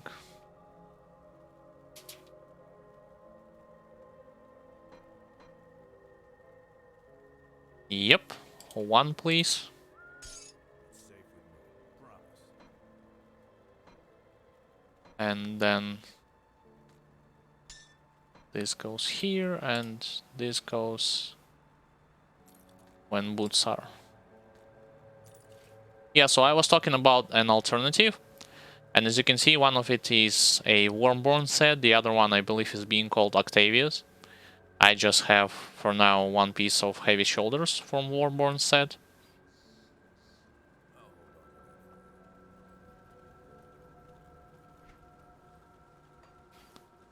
So let's remove my components from this weapon. Let's not accidentally click on keep an add-on, keep item. And then this one as well as this one. So, and I need to toggle on some effect from the Seal of Might. So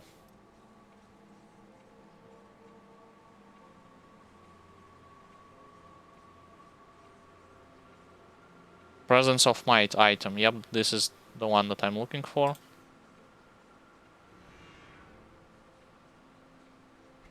More resistances, always good.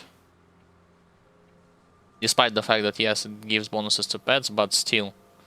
Physical resistance, pierce, vitality, and bleeding at the same time.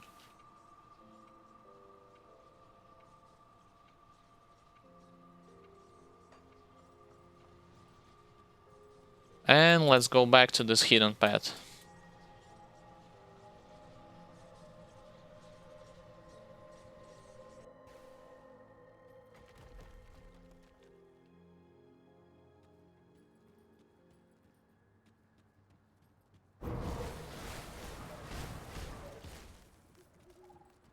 Let's go directly to this cave.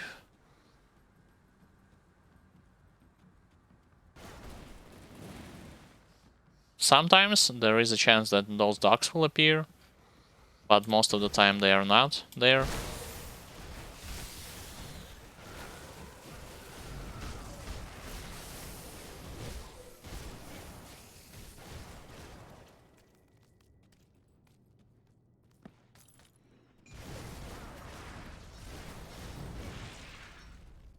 So should be very careful around this guardian.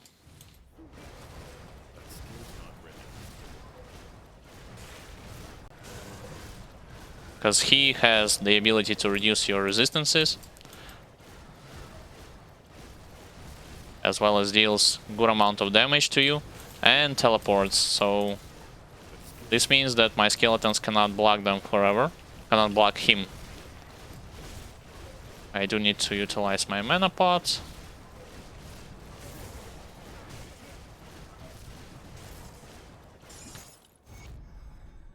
Yep. He is dead. Which means I can safely go to the Temple of the Tree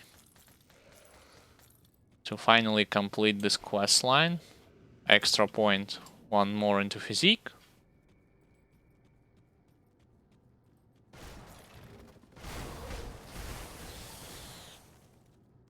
I'll not go to the Mad Queen, nope. Later on, when I will have better late game components such as Ugdenbach leather and whatnot, I'll try to kill her, but not right now. Instead, I will be going to the Temple of the Tree. I opened the waypoint here, let's check. Yep, I did.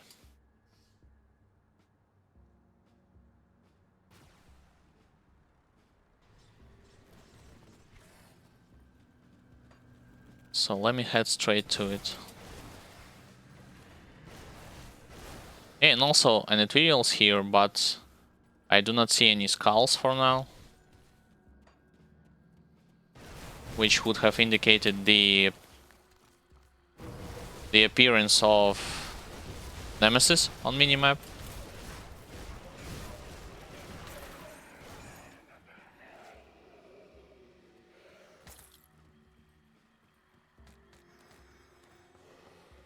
I wouldn't want to miss a chance to kill 3 elite at the same time, so this is why I turn to the left and fight against them.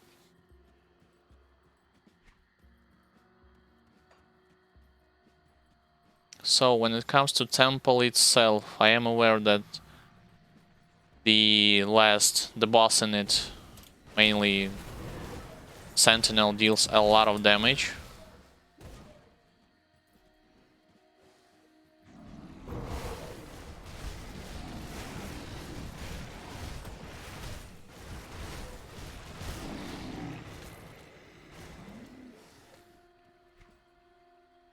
So far hasn't reached the entrance to the temple. Yep, there it is.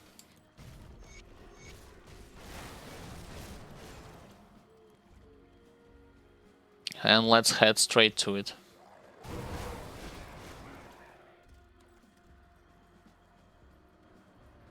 That skill's not ready.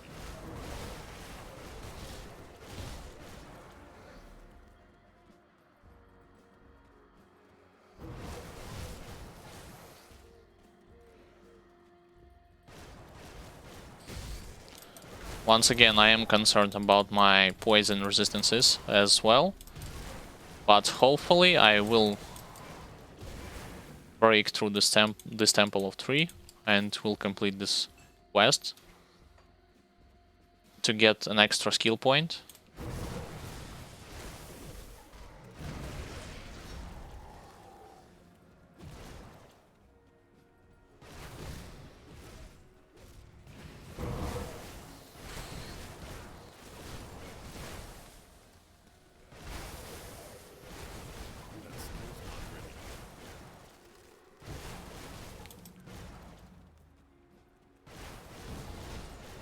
Alright, let's enter this temple.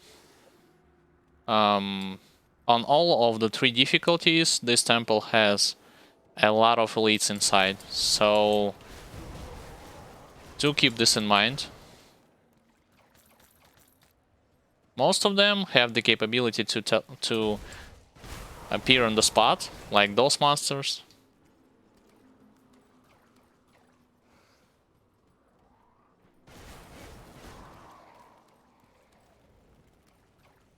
So be sure to not rush it that much, especially if your character not a very strong one.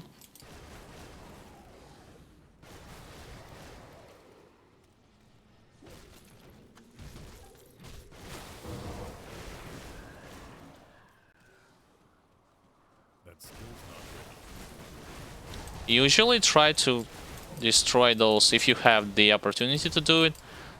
The range shooting guys, because their damage output is significantly higher than melee bugs, even though they practically do damage with the same thing, physical and acid.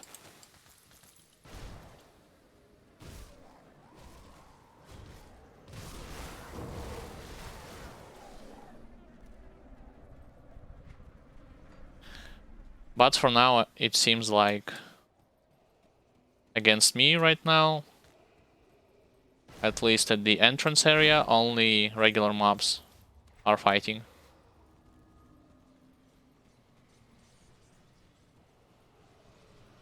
And should have go further up.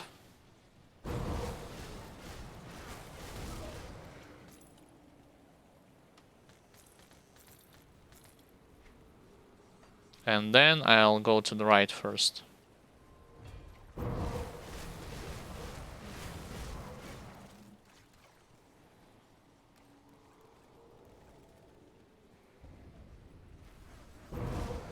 Alright.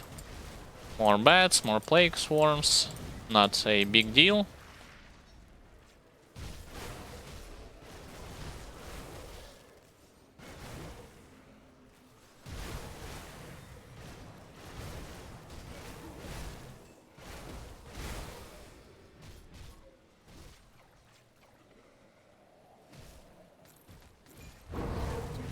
Same thing with those hounds.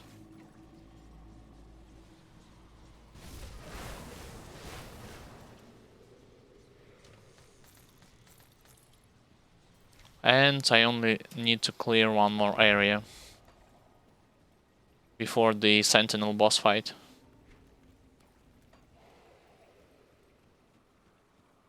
I'll check the left passage.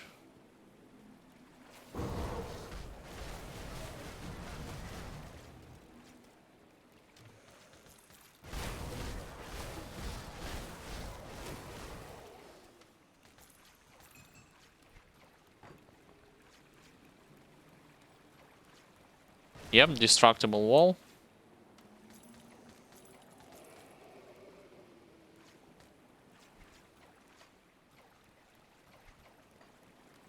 And then let's go further.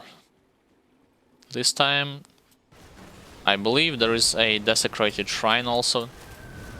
Right here. If my memory serves me right. Yep.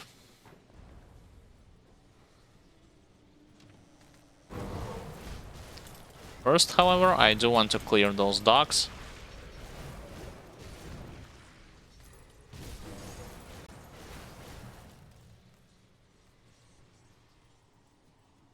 As well as... was about to say if someone will appear in this room. Let's see.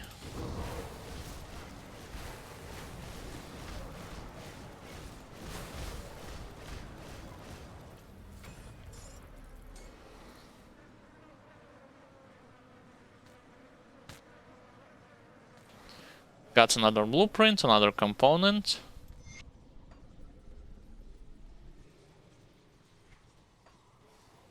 I believe I can safely go to the Sentinel.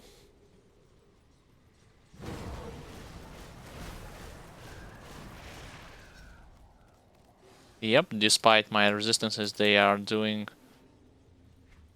a lot of damage, mainly from vitality source.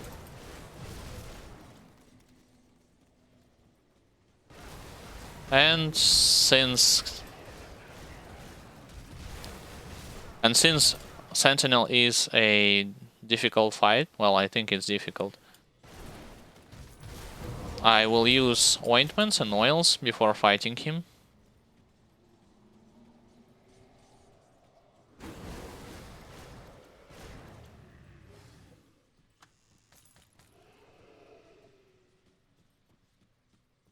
So before I'll move into the room, let's open up inventory and use those ointments.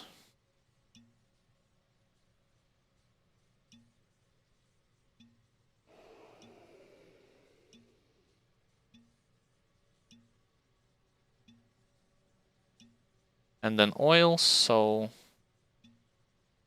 1 oil. This is an ointment, I shouldn't have double clicked on it.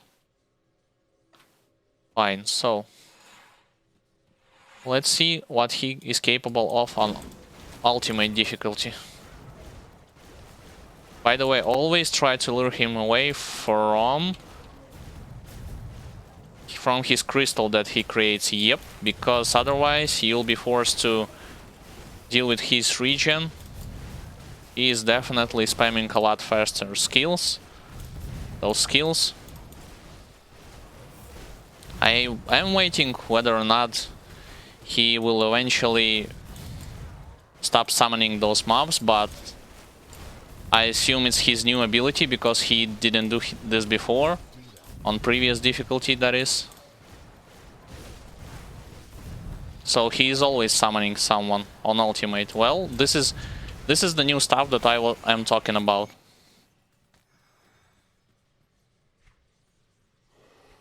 So not in general that he has more HP and damage, that's all fine and all. But the fact that he was summoning constantly some sort of help. This is a specific difficulty nuances which I feel is worthy to mention and worthy to discuss.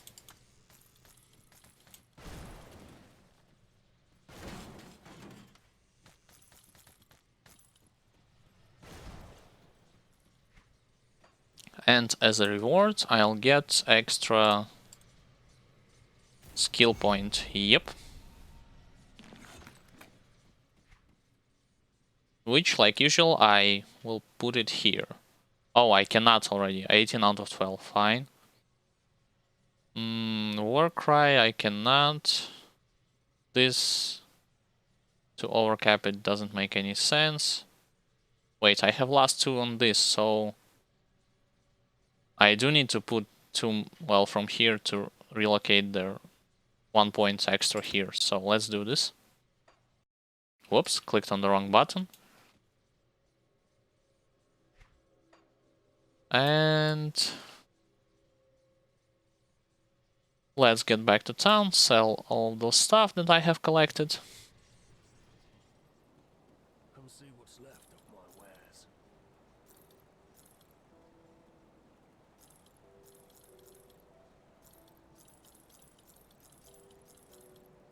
Yeah, so once again the major difference in this fight against Sentinel was in the form of his reinforcements, which he summoned over and over and over again throughout the whole fight.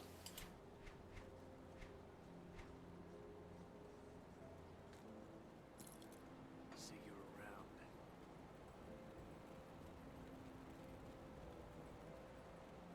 I'll keep your stores safe. So once again putting into common stash my materials. Those are pants. So it goes to armor. I'll keep an eye on this. And also Seal of Might is definitely helping me with overall defense and how well I am performing. That's good to know. It's just the fact that I need to look out for where to craft this, where to find the spectral longsword. Since it's spectral, I do assume it drops from ghosts. So Steps of Torment all the way, it seems. I can craft Vengeful Red to craft Haunted Steel, so 4 Vengeful Red. Let's type it. Vengeful Red, so 1, 2, 3, 4.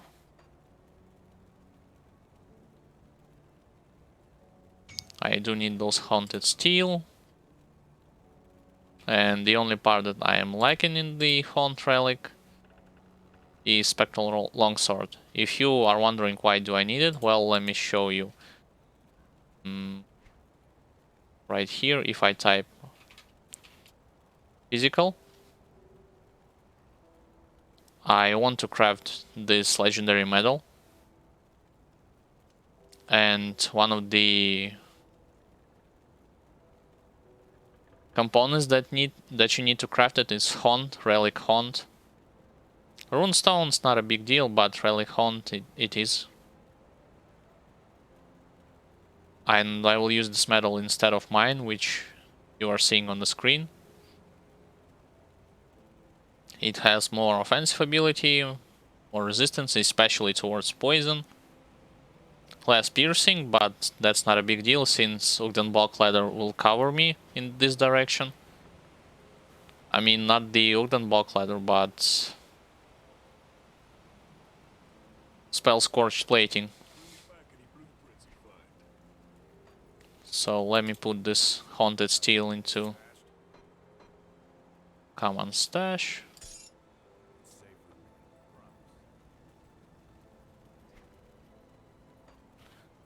Alright, so ladies and gentlemen, this is going to be it for today's first stream.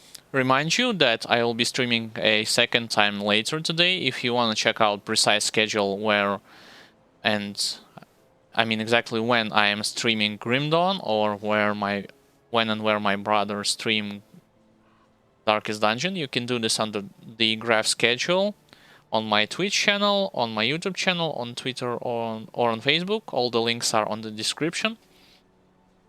If you would like to check other parts of my playthrough, you can do it by clicking video on demand on my Twitch channel. video materials or by visiting my YouTube channel. Also, if you are interested in checking out and sharing or just watching for a beginner-friendly guide for softcore or a hardcore player, you can do it on my YouTube channel. I have gathered there all the information that I have found was not spoken even by seasoned veterans of this game, which is catering more towards beginners, such as boss's deadliest attacks, as well as types of resistances which you can neglect on certain periods of the game, or vice versa, which you definitely must have. So if you're interested, be sure to check this guide out. And in the meantime, I thank you everyone for watching this stream, and I will see you all later. Take care.